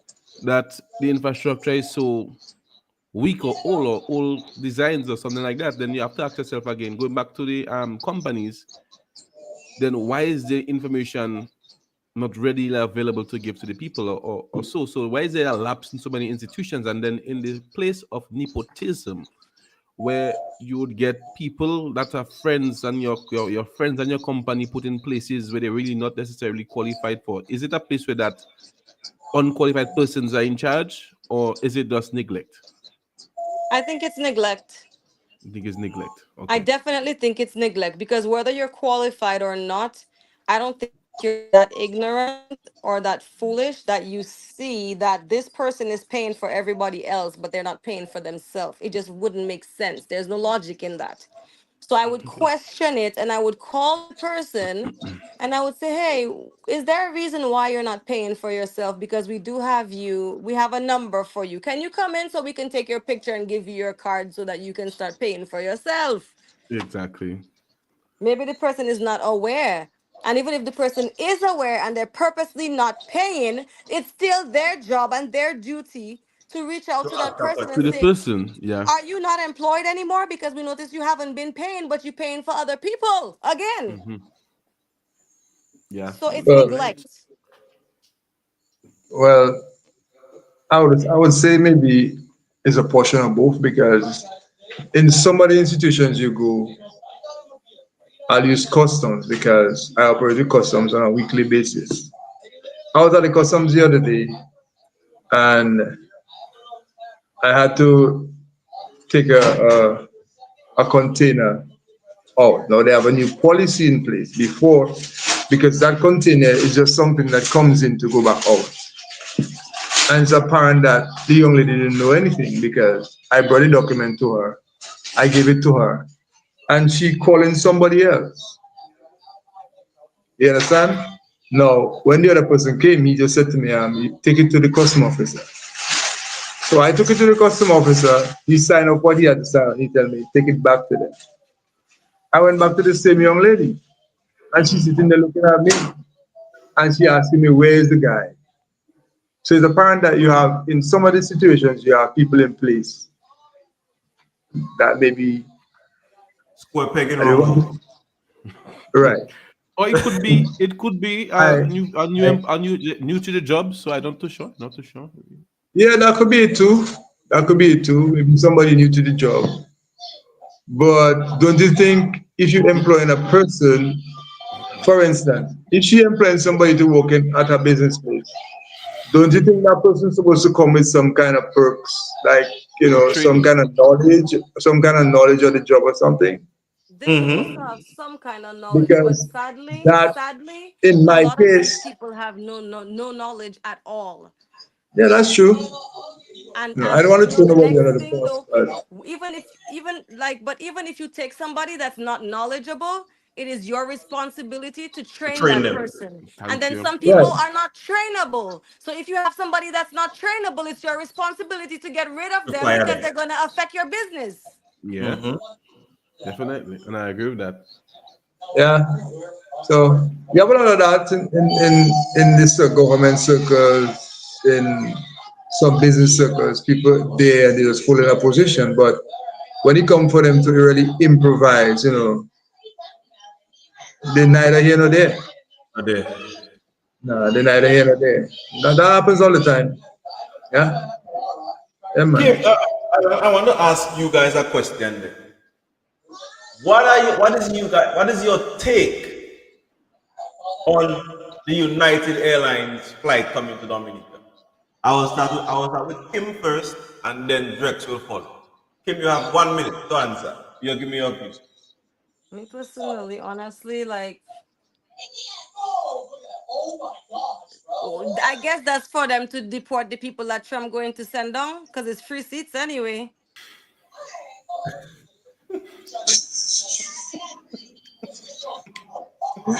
I even commented and said, hey, I can just go check in and be like, can I check in on one of the free seats? Because my PM paying for them seats. So if there's an empty seat, I'll just get on there.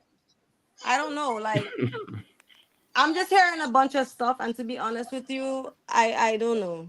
I don't know. Well, let's see what happens because American Airline came up with their nonsense and then boom, people couldn't get flights. So let's just see what happens. I can't really speak on it. I just have to wait and see. The We only can. thing I want to speak on about that flight coming into Dominica is the mother who was standing by the road protesting about the pilot that was coming in on that flight. Okay, we'll talk to that after that. Clint, give me your answer. 1 minute. Um, I kind of like just waited to see because I myself trying to figure the logic of it, and the logic in the sense that I don't see I don't see my government doing anything or anything practical to attract more people in Dominica at the moment. Somebody can say you can be preemptive. I can understand that too. But think of it. You have American coming to Dominica, I think maybe four or five times a week. But on average, an aircraft that can carry 90 people, it comes in with about a 54, thereabouts, 50s. So I can understand because the US is a big place. So it'd be cheaper for a passenger to travel direct from Newark to Dominica than to travel from Newark, New Jersey to Miami International and then to Dominica. I can understand all that. What I'm saying is, what are the new things we have in place to accommodate all this amount of people that say they're going to bring there?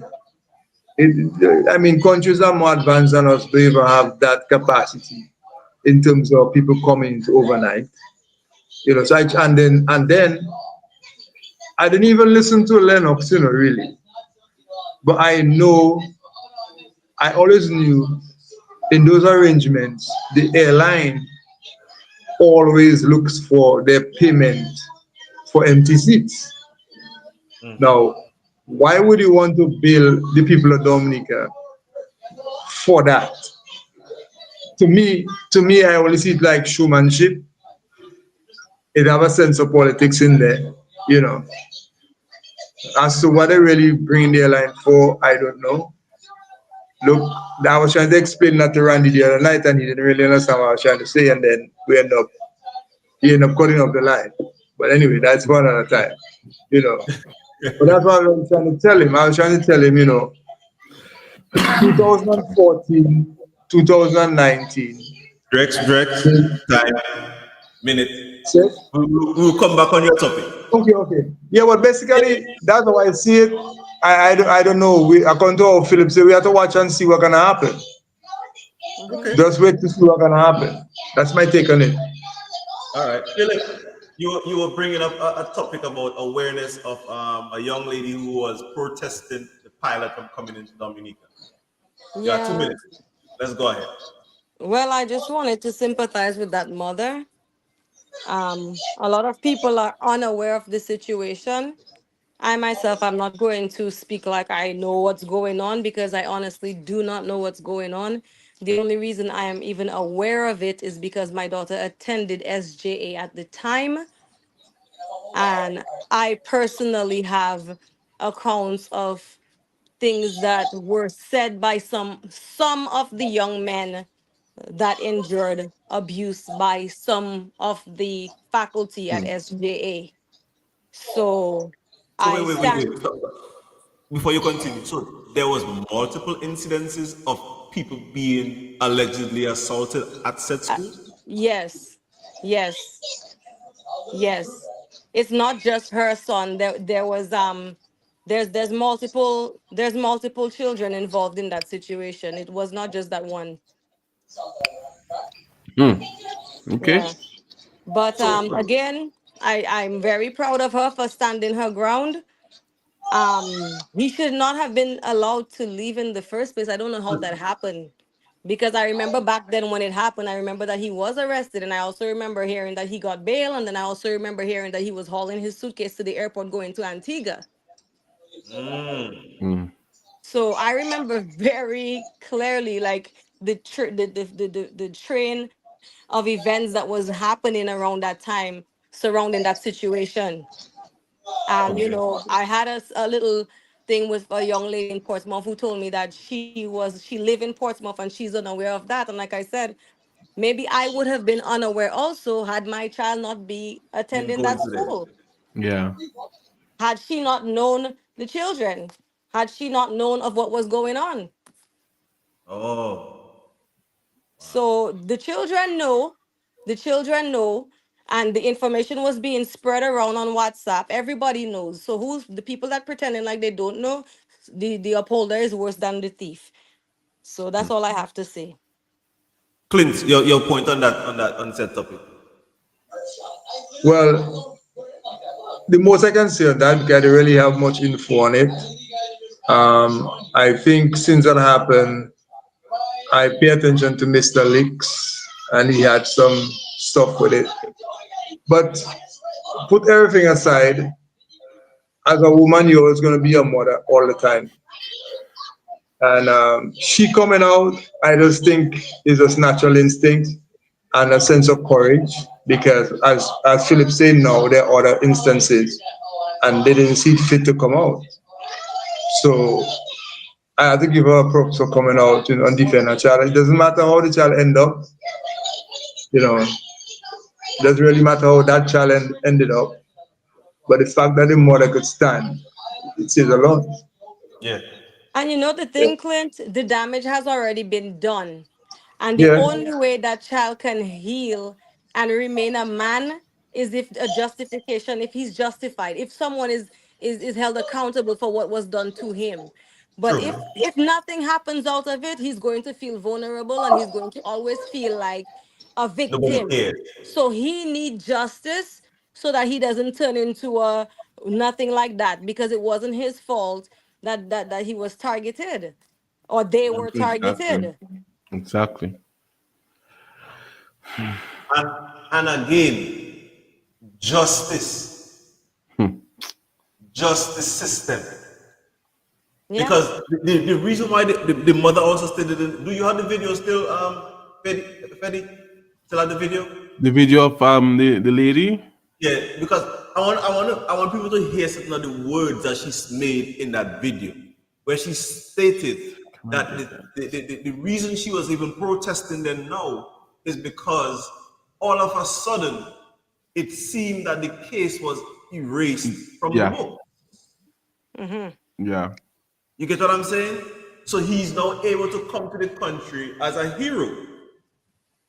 Wow. I don't know if you can find the video and play it. Because I want people to understand that the lady didn't just come out there just because she wanted to. Exactly. She became aware of the situation that the guy's case was dismissed or basically removed. Yeah. Who has the power to do such thing? Exactly. Boy. I'm looking for it. I'm gonna get it there just now and I will. Yeah. How can we justify such an action? You get what I'm saying? People denied of justice because of heroism? Or because But what is the heroism? What happened? That wasn't Captain Solina. Like what? What was the heroism about? You land a plane, so much man that landing plane. My neighbor is a pilot, power landing plane steady on the airstrip up there. A joke that man. Yeah. That is an embarrassment. Listen, I don't know this man. Maybe when I see him, I might remember him, honestly. I don't remember the man's face or nothing like that. I had to go to that school twice, and when I go to that school, the 2 times was to make bonfire. But I am not attacking this man. I am attacking the situation at hand. Yes. This is alleged that he did something to that woman's child. I am a mother first. So I am Yes. tackling the situation at hand. It is alleged that you did something to this woman's child. So I'm a mother first. I'm not saying that you did it, but I'm saying something happened. Something happened, yeah. Something There's happened. no fire without smoke, no smoke without fire neither. Yeah. I wish Fido find that I guess you just now. I'll get it there for you. so we can hear actually what she stated in the reasoning why she was present at the gate. And to be honest with you, Richie, the only reason I am not going to go into detail or give you specific recount of what I personally heard is because if they're still investigating, I don't want to tarnish nothing. They're investigating. But like I said, people know. So people need to stop being hypocrites. Of course, people We know. cannot sit around and know certain things are happening and we're not defending what is right and we're allowing the world to stay unbalanced because karma is a bitch. And anyways. And I believe that despite we have to be accountable. We have to hold people accountable. Make it make sense. Okay, Because so if he's innocent, why was he arrested in the first place? And how can you be Nice innocent if question. I am the victim and I am saying that you did this to me? I'm alive. Yeah. So if I so wait a while. So they're killing people and they're getting away with it, and then you are alive and being victimized, and you saying this is the person who did what they did to me, and the person's still not gonna do no time for it. Like where is where is the justice for people? Justice. You dying, you don't get injustice. You being victimized, you're not getting justice. That is why you sometimes have vigilantes when people cannot take no more, or they No feel more. The like pressure going nobody there. going to defend them, so they're going to end up defending themselves. And like the young lady said earlier, that is what the justice system and the police force and the DPP and everybody need to try to prevent from happening.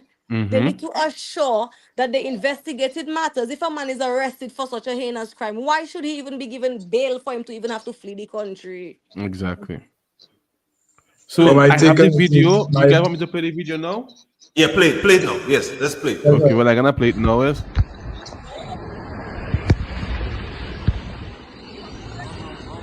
Yes, my name is Natasha Gade, and I am standing here with me and my children for my child.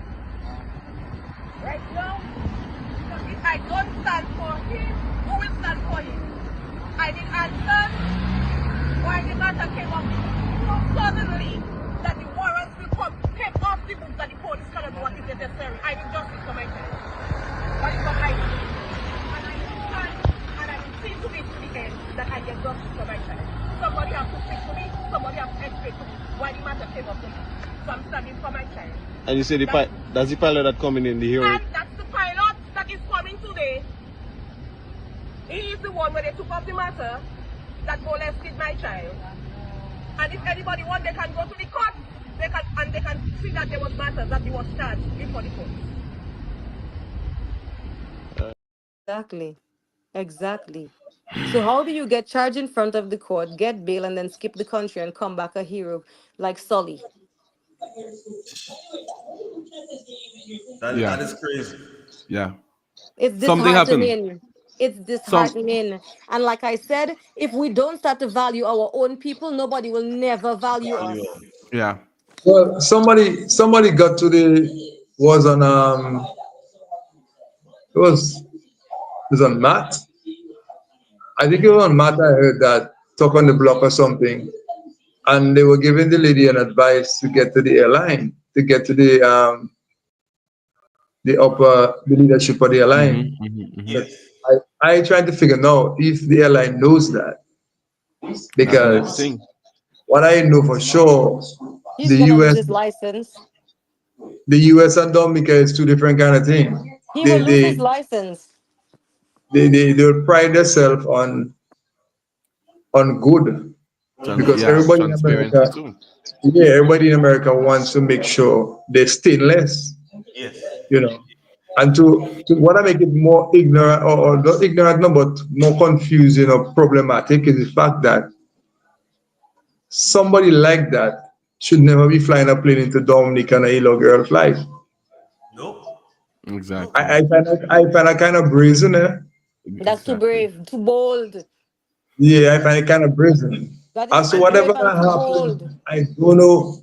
I don't know what'll happen down the stretch. I don't know. But so whatever that take place with that situation there, if I was Mr., I would stay away from flying plane into Dominica.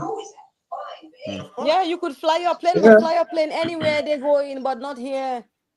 Yeah, I just find that testing people, you know. But at the end of the day, he could still fly the plane here, which he did, and he can do his thing. But at the end of the day, when you come, you're supposed to be treated like Exactly. Well, it's he that put himself out there, because he could be the pilot coming and the whole Dominica didn't know. But he did a video. Exactly. He did a video, and that's what I make people know he was the one flying the plane into here. So he threw off himself. That's why. Because if he didn't do the video, then nobody would even know it's him, except his mother. Because his mother was on the flight. My biggest confusion here is how was that matter taken off the books? Yeah. Exactly. Who did it go before? Who did it go before, and they deem that person justice can be sacrificed, I guess. And then the issue I have with things like that is if it happened to one, they can do it again. But it happens to more than one, and they will do it again. And they've been doing it for how long? So I don't know. You have to be very careful with situations like that because it can repeat itself, and it just might be your situation. That's what people don't understand. When something happens and you don't defend what's right to put a stop to the nonsense, you're the next victim in line. You could be the next victim. Your sister, your brother, your auntie, your uncle, your niece, your nephew, your cat, your dog is the next victim in line. Dominica's small, True. And like I said, what goes around comes around, and karma is a dirty little crab. So when people don't want to be honest, and they know what had happened in wrong, and they say, me, I don't say nothing. No, that's not my business. Yes, asshole, it is your business because you next in line. And just the mere fact that you said it's not your business, guess what? You next in line. You will see how much is not your business. They're going to make you understand. Say business how. Say business are no tooth. So sit down there and say it's not all your business. And don't forget, it's not about boys alone. It have little girls are getting burned like that all the time. Okay. all the time. That big man like myself, big man my age, and I don't know what are wrong with us as men. We can meet women our age and stand up and have a conversation. Why we have to be going behind like a teenager? Why you really want to prove? Because they're pedophiles and that's what they like. They like children. That's what they're called pedophiles for. One look at me as a grown woman and tell me he should have raped me when I was a child. He should be in jail for even saying that to somebody. Exactly. Okay? But as we're in Dominican, we don't have no standards and we're not supposed to respect each other as human beings. We can just tell people what we feel like and it's okay. You understand? But any other place you say something like that to somebody, if charges would be filed against you so friggin' fast, you would have to wonder where you standing. Okay? A big But old that's hardback dinosaur looking rhinoceros coming and tell me he should rape me when I was a child. Exactly. When I was a child. And mind you, he even added when I came from Antigua. I came from Antigua to Dominica. I was 2 years old. It's serious. Okay? So what am I supposed to think when somebody says something like that to me? And I carried it throughout my whole life. And every time I see him, I hear him saying it. And up to the other day, my cousin was in the vehicle and my cousin tell me, I suspect if you alone in your transport and late night you see Mr. You'll jam Mr. and send him in a bush because every time you see him, I can see the irritation in you. You see that coming there? That is one of the reasons why I try my best not to have any children in Dominica because if I did, it would be a lot of mess in this country. All my kids are grown. I don't blame you, Miss Thomas. I don't blame you at all. But I myself, mine and them was there. And any mess that come, I am the mess cleaner. I have my broom, I have my mop and my javel, and let's go. My lawyer on speed dial, my lawyer just fed up with me. I just mentioned him all 2 o'clock in the morning. Let me tell you that my mind telling me to do this. You tell me, Kim, behave yourself. So we definitely need a psychiatric for him. Whatever. You need it more than me.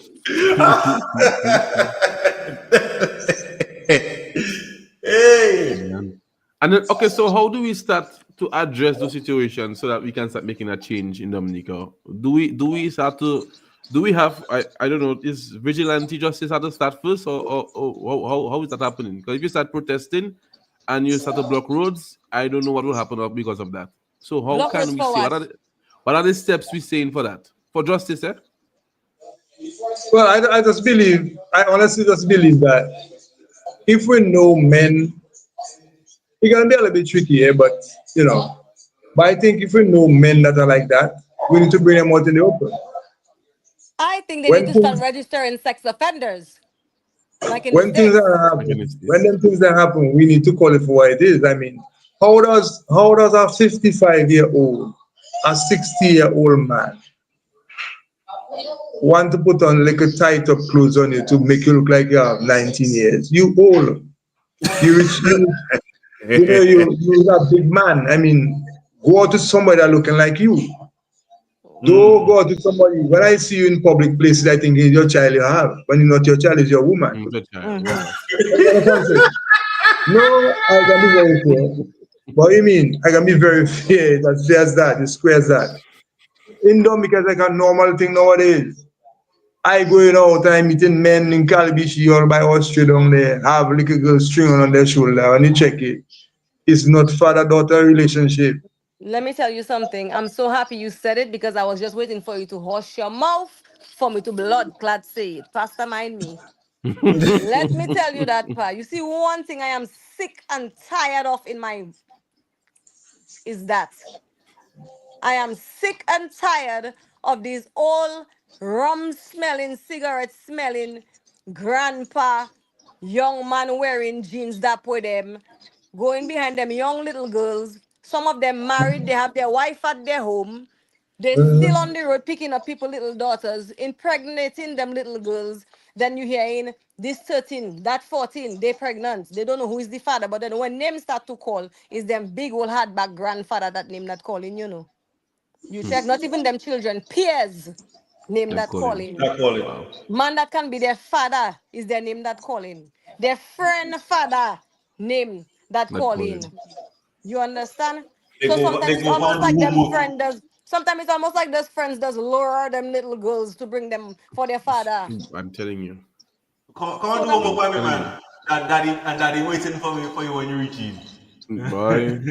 it's time for Try them to things stick to to them, stop. And man. like I say, they need to register these sex offenders. When you see a man coming from the court once for interfering with a child, they need to take note of that. And if you see that man come back a second time in the court for child business, that man needs to register as a sex offender. When he go for a police record in Rosa with his picture, it's supposed to show was twice interfering with children, Yeah. sex offender, Yeah. something. Because you So cannot all on tell me. this, so Go. all on the passport should have it too. All on the driver's license should have it too. On All the form of driver's identity. license for sure. So all Yes. all form of identification should have that there. But we have Well, to know. they have this place in Barbados that any crime you commit, or they say indictable crimes, whatever that is, automatically when the judge, like if I rape somebody in Dominica and they send me jail for it, or they charge me money or whatever the case is, automatically it ends up in that database. So like if you go for a US visa, the embassy doesn't really have to ask you for police. Asking you for police record doesn't really matter because they have all the information in Barbados. Clock it in, clock it in. That's So what they're gonna have to do. Because if they do that for partner, he no, wouldn't be a pilot all it's now. well, all that too, you know. But it's true. Yeah. If But they it's was true with doing the that, he kids. wouldn't be a pilot right now. Because when he go for his green card No, in the first place, he wouldn't get it. He probably had the visa already. How about that? no, but remember the kids didn't go anywhere. Well, no, because he was charged. Yeah, he was But if he charged. already had the visa, he could have still traveled. They don't I block. don't They don't think. block traveling. And I he wasn't on think. bail when he traveled. No, it's not about being charged alone. I think you'd have to go to court and they'd have to find you guilty for that to go on Sentenced, right, your right. resume. You know. Yeah. Yeah. So yeah. You can go there But and because you are innocent until proven guilty. Guilty. yeah. Well, I just hope he don't go and try to do the wrong person. That somebody will play part day like that. I don't know. Cause That is it a like we you have say, it have some vigilantes out there. And somebody might pretend like they like that, and the boy will think, yeah, look, I get a young thing there again for me to fondle. And then when he think he fondling you, boy, people You have to fondle him, go. yeah. Listen, look Yeah, for be people very your careful, age man. group, gas. Look for people your age Yeah, group. man. If your Yeah. children are alone, so much man that one man you go and trouble somebody, little boy. Eh? So much man that Ah once man. boy. Look for people like you. And then they will say you don't like them because they're gay. No, I don't like child molesters. If you like man, one for man, but don't interfere with people, children, gas. with children. A joke that man. That is the truth. So now, Drex, you were raising a point earlier about oh god, it slipped my mind. I don't know if you can remember. We're talking about the airline. Yeah, and then we're talking about the airline, and then you say you No, got I was just simply trying to explain that in 2014 and 2019, they brought in a similar aircraft to transport people. But in those instances, because the airline was a private airline, they had the police officers guarding that airline. In 2014 and 2019, you had SSU over there, them guys with their gun and stuff. But I was just trying to make the nexus like, in this case, it's a different situation. The situation now is American Airlines versus United Airlines. You understand? So now it gives them the immunity to do what they have to do. So now nobody will say, well, let me come by plane with gun because Clint will go and bust plane tire or Richie will send stone behind the windscreen for the plane, stuff like that. Right now, it's an airline that coming. They are accustomed to come. So even if they give Fido a ticket to come for election, he gonna come on American airline. Now what do we do? Do we go and stone American airline? No, we don't do that. You understand? Because most of the airlines that came in for the 14 and 19 elections, they were private. Okay. They were airlines unknown to Dominica. Small planes, all kind of planes. Plane they have space to land to pack up in Mayville Airport. Because the place had so many aircrafts on there, you know. As well as Lee at I have to say on that whole topic there, Drake. I want to ask you a question and be honest with you. Be very honest with me. Who first started bringing people into vote? Into what? Who first started bringing? Your mic is muted. Your mic is Who muted. first started bringing Dominican citizens in to vote? Who was the first political organization to vote? Well, they claim, well, not they claim, they say UWP did it. So at the time they did it, I didn't know if they did it for 1995 or 2000. I wasn't really into it that time, you know. But that really, to me, that really come out in the open around 2009. Yeah, about 2009, about there. Next question. Who first called early election? UWP.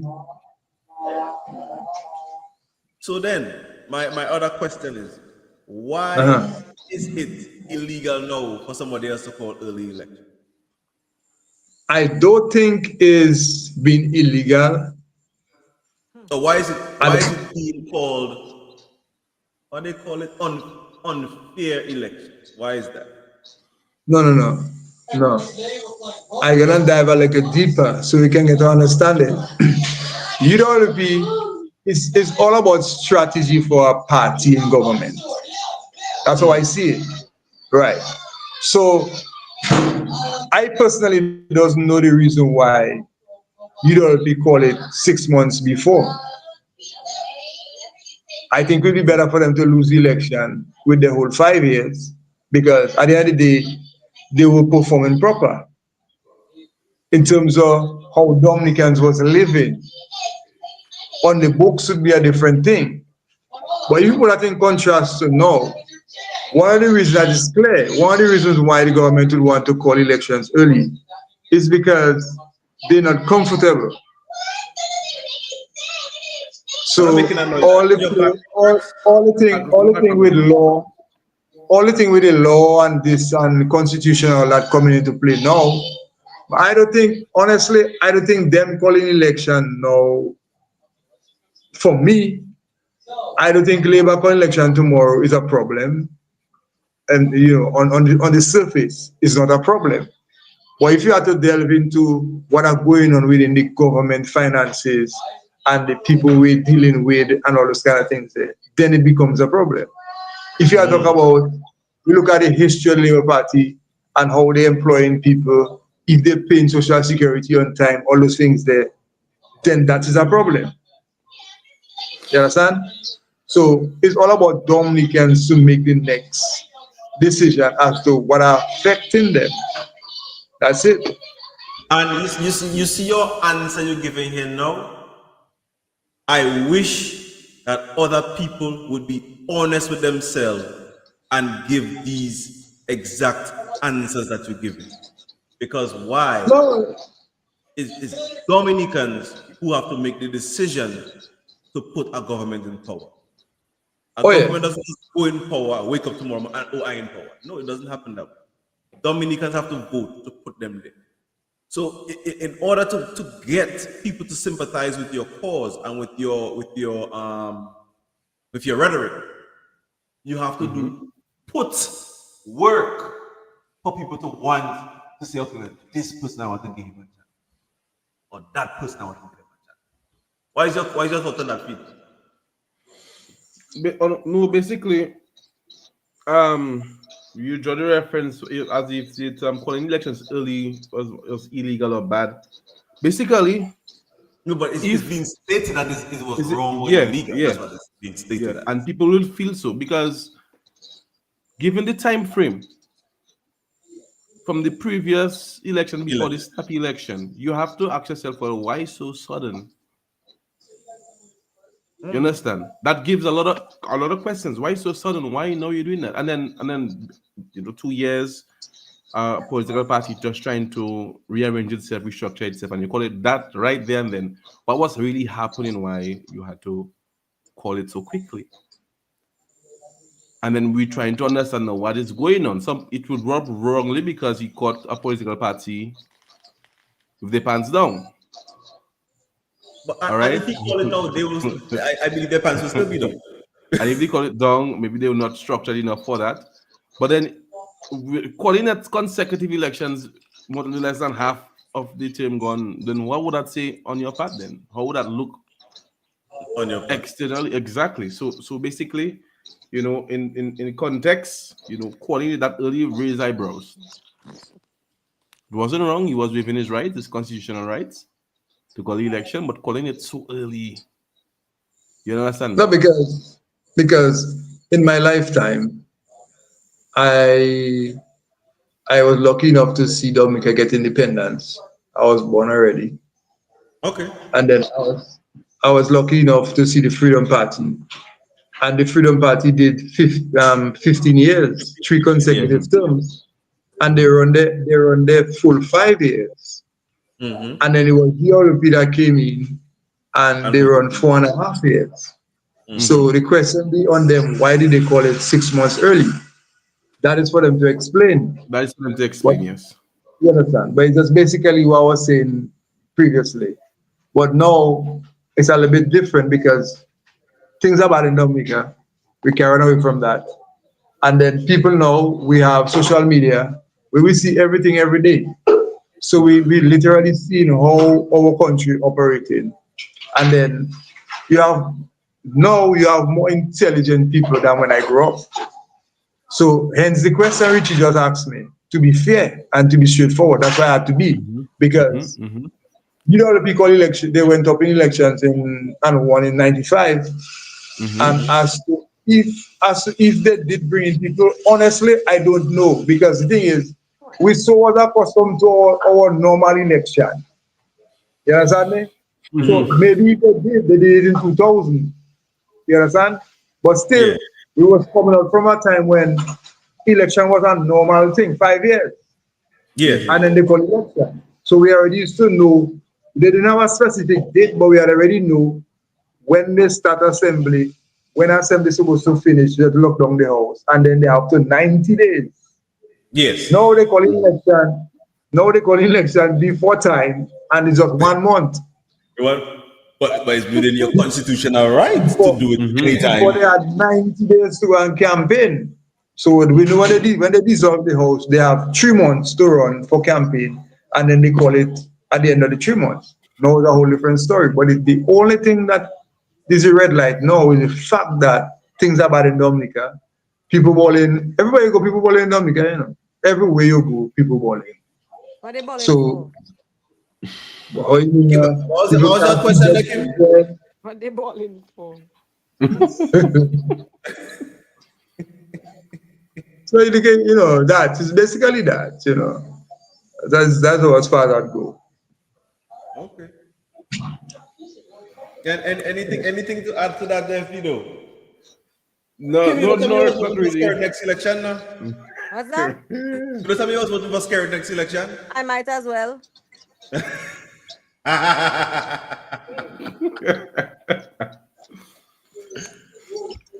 I might as well. Why you say that? Why you say you might as well? But who else that going? What does it have going on?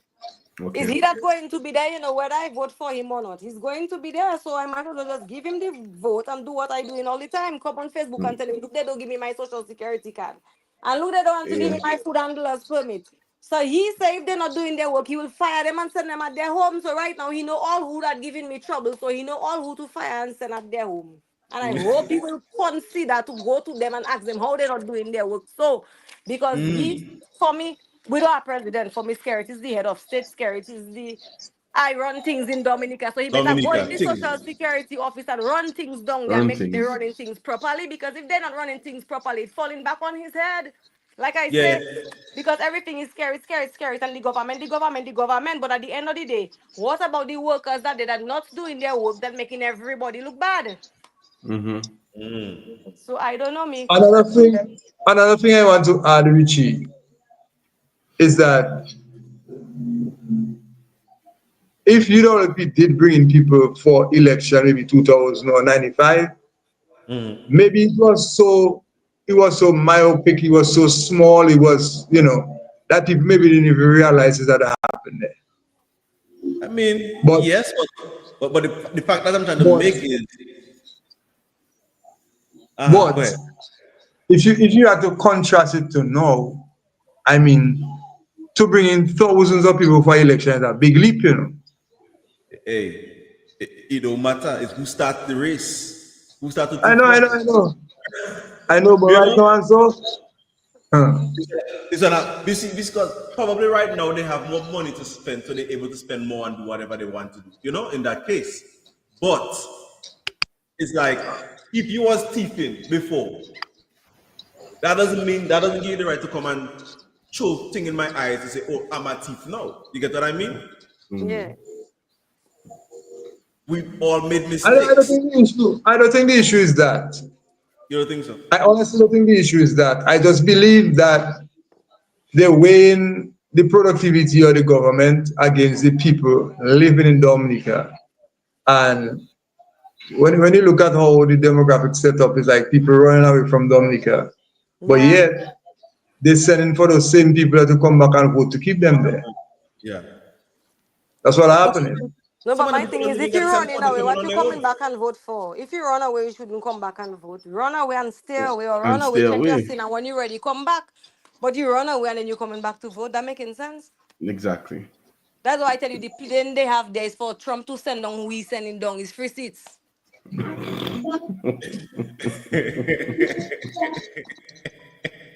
and that would be just good for them because you see, there's in Colombia it was they send them back.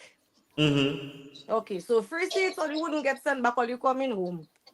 Don't wait But for like, Trump to send all you down. what's the guy named the Deacon Mitchell guy? I heard that they were having some issues with somebody with not accepting deportees from the United States. Maybe They were in brim. some they were having some issues with that. Hmm. And also Grenada as well. The Grenada, yeah, I know former prime Grenada. minister, the former prime minister, he's the opposition leader. He was the opposition leader, he stepped down, and now there's a new opposition leader in Grenada. It's a female what's her name again? Denise, I think. Hmm. Yeah, Denise, yeah. Well, Richie. Look, I'm reading news from St. Lucia that the former PM filed a lawsuit against the former Prime Minister of St. Lucia yesterday filed a civil action case in the High Court Justice against the Minister and Deputy Prime Minister Ernest Hilaire in St. Lucia. Wow. Well, It's a lot of things going on around us, not necessarily in around Dominica, politics. Around around politics. politics worldwide. Because it's And politics. because the other day I saw your post, Kim, about the Simpsons and something to that nature. What was that about? Yeah, I was saying that like some of these movies that we watch and some of these cartoons, they have a lot of subliminal messages in them. They predict a lot of things that haven't happened yet, and they portraying it in these films and in these cartoons because they had in I think it's Terminator Genesis. In the beginning of the movie, Sarah O'Connor is saying like in the year 2025, AI starts kind of glitching Waking and up. right. So and then in the Netflix movie they have that came out, I think it's called How It Ends. One of those Netflix movie, they show you like these planes crashing, cruise ships crashing into docks, planes landing on their backs, all kind of nonsense. No internet communication, so people couldn't find their families. Nobody can get in touch with nobody. Teslas were crashing into each other. because AI flipped the script. They went crazy. So I don't know, but for me personally, I'm starting to feel kind of like that because here in Dominica, our internet, it's terrible service, terrible, terrible, terrible, and it's getting from bad to worse. Like Oh every yeah. day, I was trying to talk to you and we couldn't even have a conversation. When you Conversation, yeah. call me, I can't even answer the call. It ringing, and when you try to answer, it loading forever. It not never connecting. I went to Guadeloupe, same problem.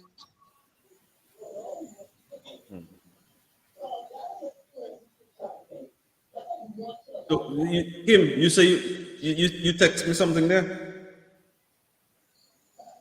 No, like she locked down. Oh, Maybe, maybe the same thing happening there. yeah, she freezing up. Yeah. Yeah. Yeah, she frees up there. But that's a normal thing in Dominica, right? Loss of service. All the wireless service is bad. The flatline service kind of okay for now, although they're getting breaking down now and then. But the flatline is okay. But all the wireless service is one moment you're up, one moment you're down, and that's it. Okay. Yeah. I think about is that most people nowadays into WhatsApp. People hardly do straight calls nowadays. Oh, yeah. Yeah. So it's But a lot of things that they talk about back then, and it just coming to fruition now. Like what you was just saying about 2025, and you know, so you believe the end is near then? I don't know. I don't really look at life that way. There, the way I look at life, I'll tell you.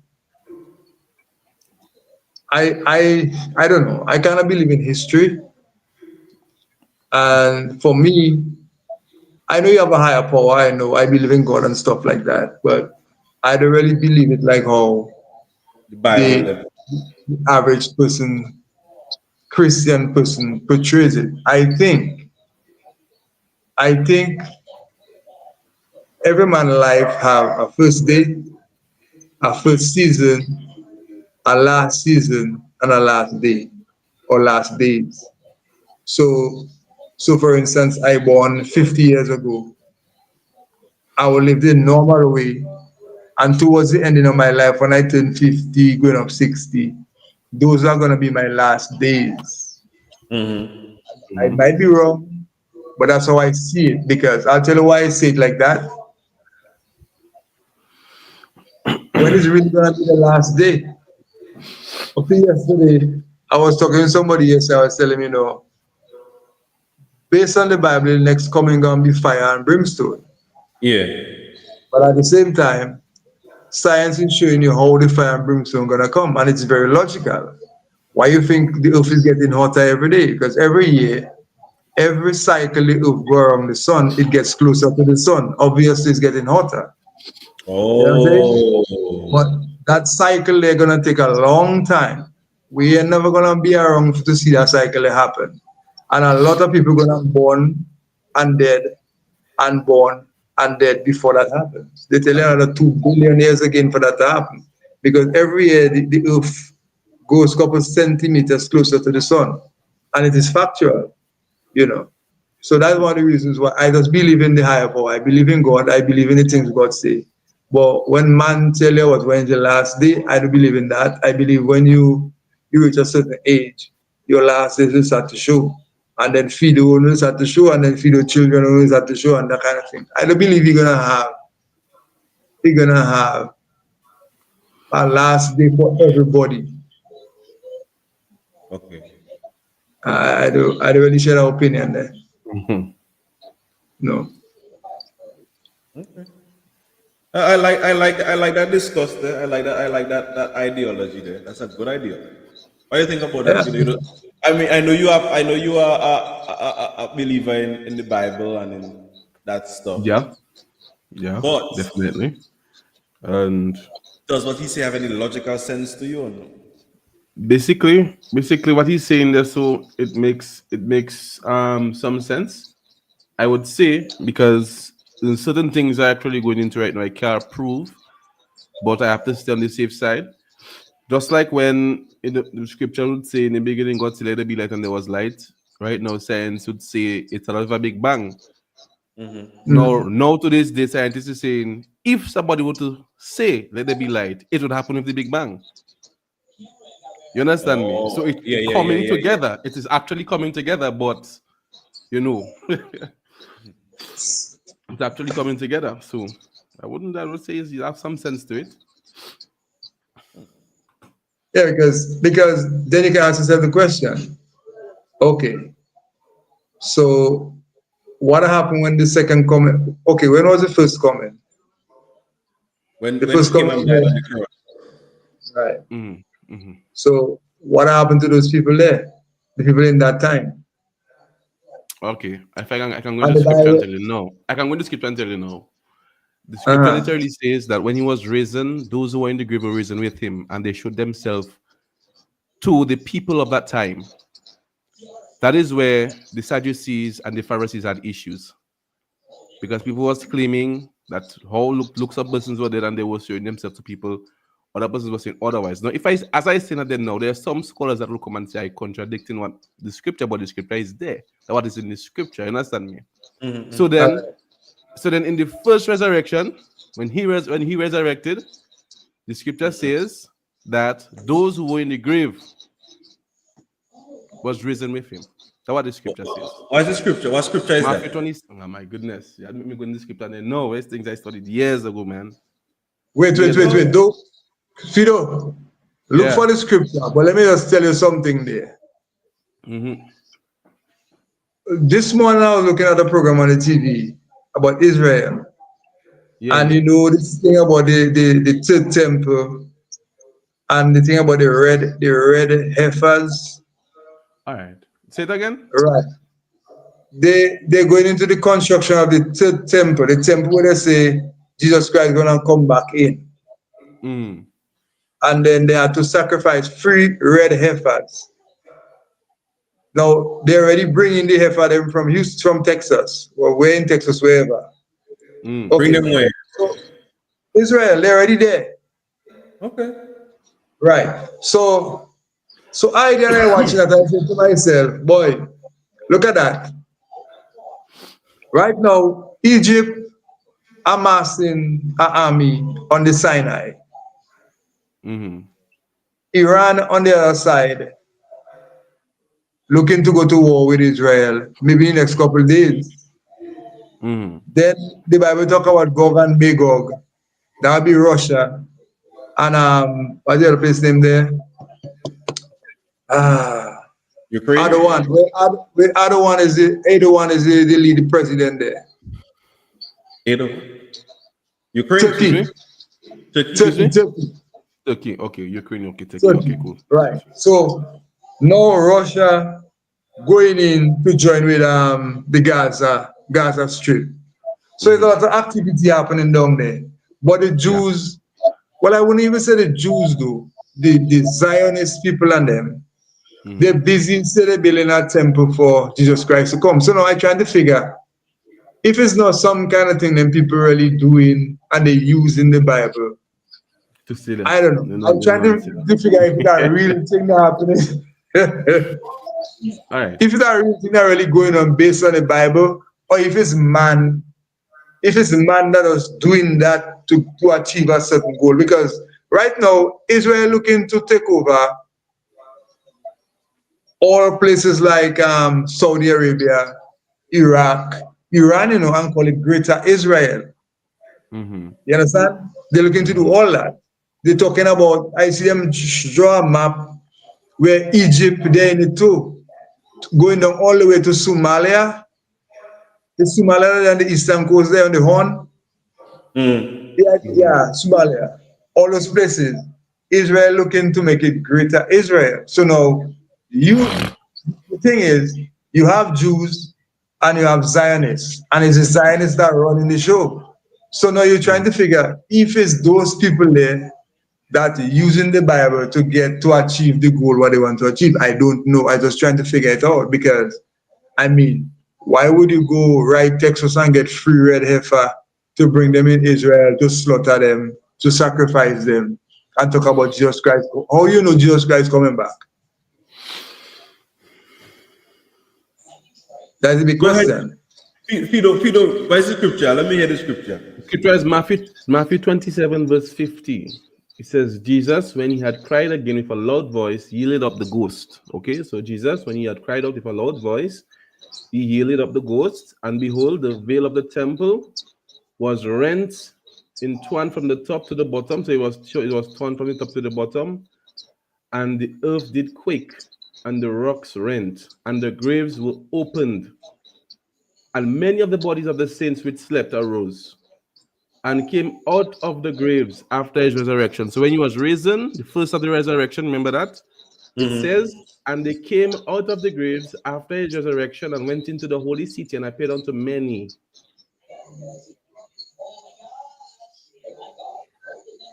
And for years now, that was there for me for years now. Oh, they cut.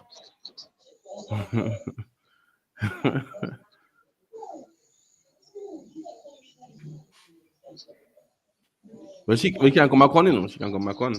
Yeah. So I never, you know, I read the Bible a couple times before, and I never really understood that section. You know, That I never really that was get that. that was long time. I realized that a lot of stuff that I got from reading the scriptures, when I talk to people, they didn't share that same sentiment. Because and for years now I've known that and I've seen that they're all the while going on, and persons sometimes just they brush over those things instead of sitting down in it and understand what it meant. Because even if I can even show you guys a parable I did, I was doing some studies on the parable I preached on it a couple of Sundays ago. I read this parable I read a million times, and when I read it that night, I couldn't believe that was what I was getting from it. So then, while you know, and then if you stay, because if you stay simply with the basic things, you always just okay, that's what that says. But if you try to go into it, it will always open up another dimension of it to you. That is why I can tell you now there's certain things I getting into. I'm understanding. I cannot say up in the open because I don't want to destroy nobody's salvation. I don't want to, I don't want to do that. But when you get into the depth of those things, you have to ask yourself really answer some questions, some serious questions, you know. That way I can tell you when he said about this stuff with the scientists, I can tell you he wasn't 100% wrong. Because even in the Bible tells you in the last days there'll be wars and rumors of wars. No. Let's go back as far history as I can think. When the Caribbean people were in Dominica, didn't they see a boat for the first time? They see those big boat, history tell you that. And then them white man come and kill them and war. So my question is, were those the last days for those people? I can understand what you're saying. And then at the last days, literally, just not to cut you up, but to give you perspective. The last days literally started after he resurrected. Yeah. When the baptism of the Holy Spirit, the day of Pentecost, that started the last days. So imagine for 2,000 years of the last days is still perpetuating. Imagine. So you see, this is the next opening to me then now. Because watch that. So now the conquering of Africa, the conquering of Asia, all that was done by Europeans. That's why they tell you Russia is a country that never get involved in conquering. You understand? No. The only conquerors they had was Europeans. And then I try to put that in perspective in terms of the Bible. When those people there, it's not to say they never had a rivalry in Africa between Africans and Africans. So I believe we used to have that. Yeah. But the kind of conquerors that come on black people back in the day and Asians is a different thing. So I try to understand now. I try to put it in perspective now to our day today. Because I still believe in my lifetime, you're going to have more wars. And then I will die. And then my children come and make children. And every season, the war and them get a little bit more intricate. Because watch that. America now basing warfare against Iran but they're using the history based on how Iran was. Now they are like a bit caught up because they're not sure. I'm not saying Iran can fight our own America, yeah? But it will not be as easy as how it used to be back then. Mm-hmm. You understand? It won't be easy. Yeah. So that's my take. So my question is like, which nation is a nation that stand to benefit from the last days? Because you have plenty players there. You have China there, you have Russia there, you have Turkey there, you have the United States, you know, those big players. to answer the comment here. Yeshua Messiah was never a white man. Okay. Exactly. If you go back into the histories of even the Garden of Eden, Adam and Eve was said to be people of color. So then I don't know where the concept of a white beginning started. Okay, so this is not the perception of us right now, because we definitely know that Yeshua, Messiah, was never a white person. Jesus was never a white person. I'm going to join. I'm going to ask you a question, because since long time again I know them things there. Long time again I've been studying those things. Now Moses is an Israelite. Mm-hmm. Moses was given to the Egyptians as a baby, and you have to tell Moses he's a Israelite for him to know that. And the Egyptians are known to be black colored people. Yeah. Okay, let's think about it. You know, next week Friday, what I think we're gonna do is do a topic on spirituality, on religion, and some of the concepts. I cannot because I'll break some secret codes. You know, like you don't put me on that. some of the brainwashing that we've been programmed into to believe in today's society. I think I did church history, and it's kind of scary. You know, you want to go down in church history, man. It's scary. I think we need to go down into that. You sure you want to go down in church? Okay. Yes. Yeah, I can go. I can go in that. You call for it? I can go down the road. The people who listening tonight, you know, next week we're gonna talk on religion and its effects on our society today. Because I believe a lot. Listen, you going? That's a very strong topic, you know. Yeah. Because it have certain aspects of this thing where people refuse to rationalize for themselves, and this is the scariest part of it. Why cults can come out of this thing, and cults do come out. Just a couple of years ago, this man that says he's an apostle kill his members and kill himself in Jamaica. You understand? Yeah. Mm-hmm. So that's a very interesting topic, man. That's a very interesting topic. Just the other day, I was watching a video on Facebook. This so-called pastor raised a dead man from the court. Where are you from? Where are you from? I reach to the phone. Africa. Where are you from? Africa. Somebody started to roll on the ground. I'm like, but wait. I missed something here. I play that over and over. Oh, you see it too? Yes. The man I've had a little phone on it. I'm like, but wait. Yeah. The man, I never took. Some of them man, majority of the man is false prophets, and I don't fear to say that because they're false. I've never got just any them man would never get anything I can see the man real. The man is so false from the top of the head to the sole of their feet. Oh yeah. Understand me? But I haven't said. I still wouldn't say I haven't seen those reactions to deliverance in person. You know, I've seen a lot. I've seen a lot. And I tell you, in terms of deliverance and ministries and praying and all those things. There's a manifestation. I've seen a lot because I was the youth director. We had a Power Youth Fest in Dominica where we had a lot of stuff going on, a lot of deliverance going on. I've been in part of deliverance ministries and all those things.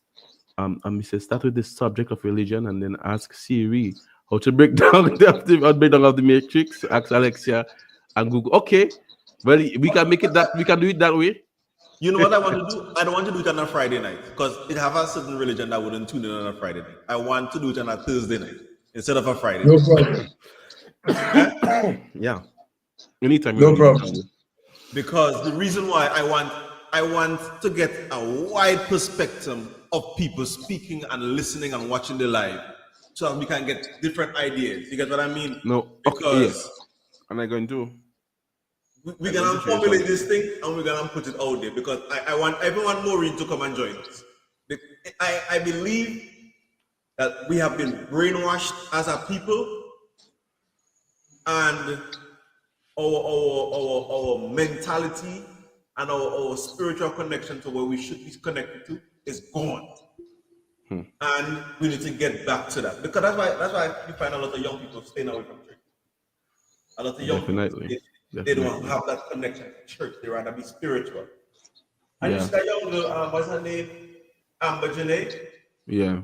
You ask her to come on too, because remember she said that she was spiritual. She said she had a spiritual. Yeah. She's So I think spiritual. that's the ideal. That's the way we have to go now. I want to have an open discussion on this thing, but I don't want to keep too much longer. So Clint, give us your. Look at that. Bible. The Bible they love to read says, "Blessed is the man who believes without seeing." But even when we have proof in front of us, we don't believe. Wow. Yeah, but another person would say, "What is the proof?" Wow. A lot of stuff. But yeah, but that's what I was saying a while. No, that's what I was saying a while ago. One of the things in the Bible that tells you about in the last days, you'd have rumors of wars and rumors of wars and countless disease. Now, if you go back in history, if you go back in recent history, it will tell about the Black Plague and those things. So then you have to ask yourself, what was happening then? When those people leave Europe and come in the Caribbean and kill out them Arawak, they say, and carry people with their polio and their smallpox and them kind of thing. So what was happening for the Caribbean people at the time? Was it the last days? Yes, I'm saying? Yeah. So because we're so educated now, and we have so much in our head, we can try to draw the line to see, hey, what we're missing there. The only thing I see in closing statement there, the only thing I really see now going on right now, because back in the day, it was conquering by the Europeans. And in maths, in history, we learn the white man used algebra to equate for everything. So what they were saying, a negative times a negative are positive. So a white man making a black man a slave is a wrong thing to do. But because the black man wasn't worshiping the same God as the white man, it's still a wrong thing to do. So the level is out there. Now, what happened now is Islam is becoming the world's most populous religion. So all the war you see that happening there today, it's not really war about man wants oil and those things there. It's religion. It's religion and fighting. Yeah, it's religious war. So it's a long conversation that. A conversation you might get, We can break it up into parts. I think we need to start doing our lives for our long life, because we've been on here now 3 hours. Oh yeah? Yeah, 3 hours. And okay. I want people to be able to digest. You get what I'm saying? And not be overfilled. I mean, we did do 3 different segments, because we first did the justice segment, and we did a open talk with Tim, and now we're doing a little segment with you here now. But you know what I'm saying? So it's 3 different segments, but it's a 3 hour long period. So so I think we need to start splitting up our things and making it an hour long period. So whoever can go back and pick out what they want from the hour. You get what I mean? We can do. Yeah. But yes. So I go. Happy Sabbath to you, Kim. But yes, we have a calling and an ability to spread the word. Fido, myself, Jerks, and that's what we're gonna do. We're gonna give people information and let them do their own dissemination. Let them do their own self-reflection and analysis and analyze the information that they receive. So we're gonna shoot for next week Thursday to do a talk on religion and its effects on our society. You're gonna be seeing us flooding this thing all over. Next week Thursday is what now? Let me see. Next week Tuesday will be the 25th. I'll be 27th. 27th. Yeah. So for those people who do not go to the Carnival Gopwell, next week Thursday, we'll be talking about religion. The Carnival Gopwell is next week Thursday. Oh. That's my event. The Carnival Gopwell. I hope to see you, whoever go in there, be there. But yeah, we're gonna do a discussion on religion before we go into the carnival season, and I want you guys to be safe out there. Maho opening for carnival is Saturday coming, I think. Yeah, Saturday. So for those who are going out there and participating, be safe out there. Tonight is Friday night. Margaret is Sunday. Yeah, I think if not Saturday, one of them days. So anyway, but this weekend, whoever is out there partying and reveling and whatever, be careful. Careful. Try your best to limit the amount of alcohol consumption you consume when driving. And if you feel you're too drunk to drive, stay where you are and sleep, or get a friend that's sober to take you home. Fido, your closing thoughts. True. I myself don't a little bit there, sorry about that. But you know, I think it was a very good session right there. You know, thank you guys, everybody who contributed. Thank you so much for that. I think some Thursday coming, we will dive into some serious conversations here. I do. If I step on your toe, I do apologize. Wednesday, I hope you tune in next week Thursday. I hope you tune in. Wednesday, I talking to you. Tune in next week Thursday, Wednesday, to listen and comment and make your contribution to the religion talk we're gonna have next week Thursday. Tune in.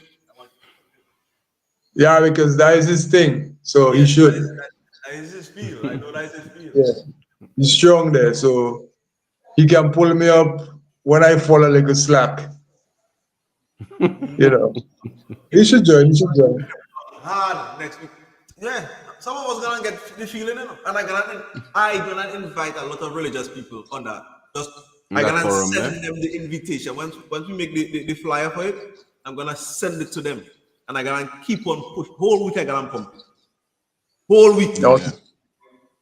Because I want people to come and talk about what they believe in what has religion done to our society. Oh yeah, and we cannot forget. I'm making only mention of it. No, we cannot forget. If for those of us who are under Christianity, how while pastors may be a good thing, pastors have also contributed to the abuse and all those things as well. So we don't hide behind no rules. And when pastors operate in those ways, how they work against the same kingdom of God we're trying to preach. So then we carry that out. True. Like I said, toes are going to be stepped on. Simple. Enough toe going to get stepped on. Oh, wow. That'd be something. Hospital doesn't fix toe, so don't bust too many. What time you gonna come on? 6 o'clock Eastern? Yeah, man, 6 o'clock Dominica time. All right. Time, okay. Definitely. Let's shoot past 7 o'clock. 7 o'clock, no problem. Anytime. Okay. We there. Yeah. Hope you know our work to do that night at Clint. And you're able to No. So that I free up. Okay, good. So Thursday night, people, spread the word. Thursday night, religion and its effect on our society today. I would like to thank you for tuning in and for watching Cardo's Media. It was a pleasure being your host. Young boy Fido, hit them with your remarks. Well, basically, we can run the ads before we close. Just run the ads and close one time with the ads. We can run the ads, man. We can run the ads. Wow. Big up all my go fast niggas and them one time. R.I.P. Money Kind Boy. Say it properly. ZP. True no boy. Wow. Wow. I tell you. Go fast or go. Go fast or go. Go fast or go. And don't play bad, go fast and crash. Go fast or go. Go fast or go. Go fast or go. And don't play bad, go fast and crash. You don't know it's your boy DJ Slim representing for Carnival Go World. And I'm not just representing for Carnival Go World, I'm going to be representing for Team Soca. You know it go already. Get your tickets, get them early, make it a date and don't be late. Thursday the 27th of February. Big up Danger Entertainment one time. Whooshy! Baby, if you love me, why you leaving me for? Yeah, you going now, baby. What? You can't leave me for no man. I cannot live without you, why you leaving me for? I will have to buy a padlock to hold you. That is it. Baby, if you love me, why you leaving me for? Don't make me go by the voodoo man. I cannot live without you, why you leaving me for? Starting shit, baby, like a starter kit. When you going through my phone, maybe that does make me sick. Now you want to give me pain.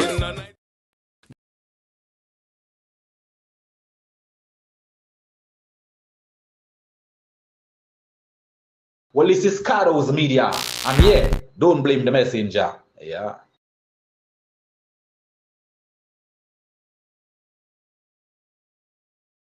Well, this is Cardo's media, and yeah, don't blame the messenger. Yeah.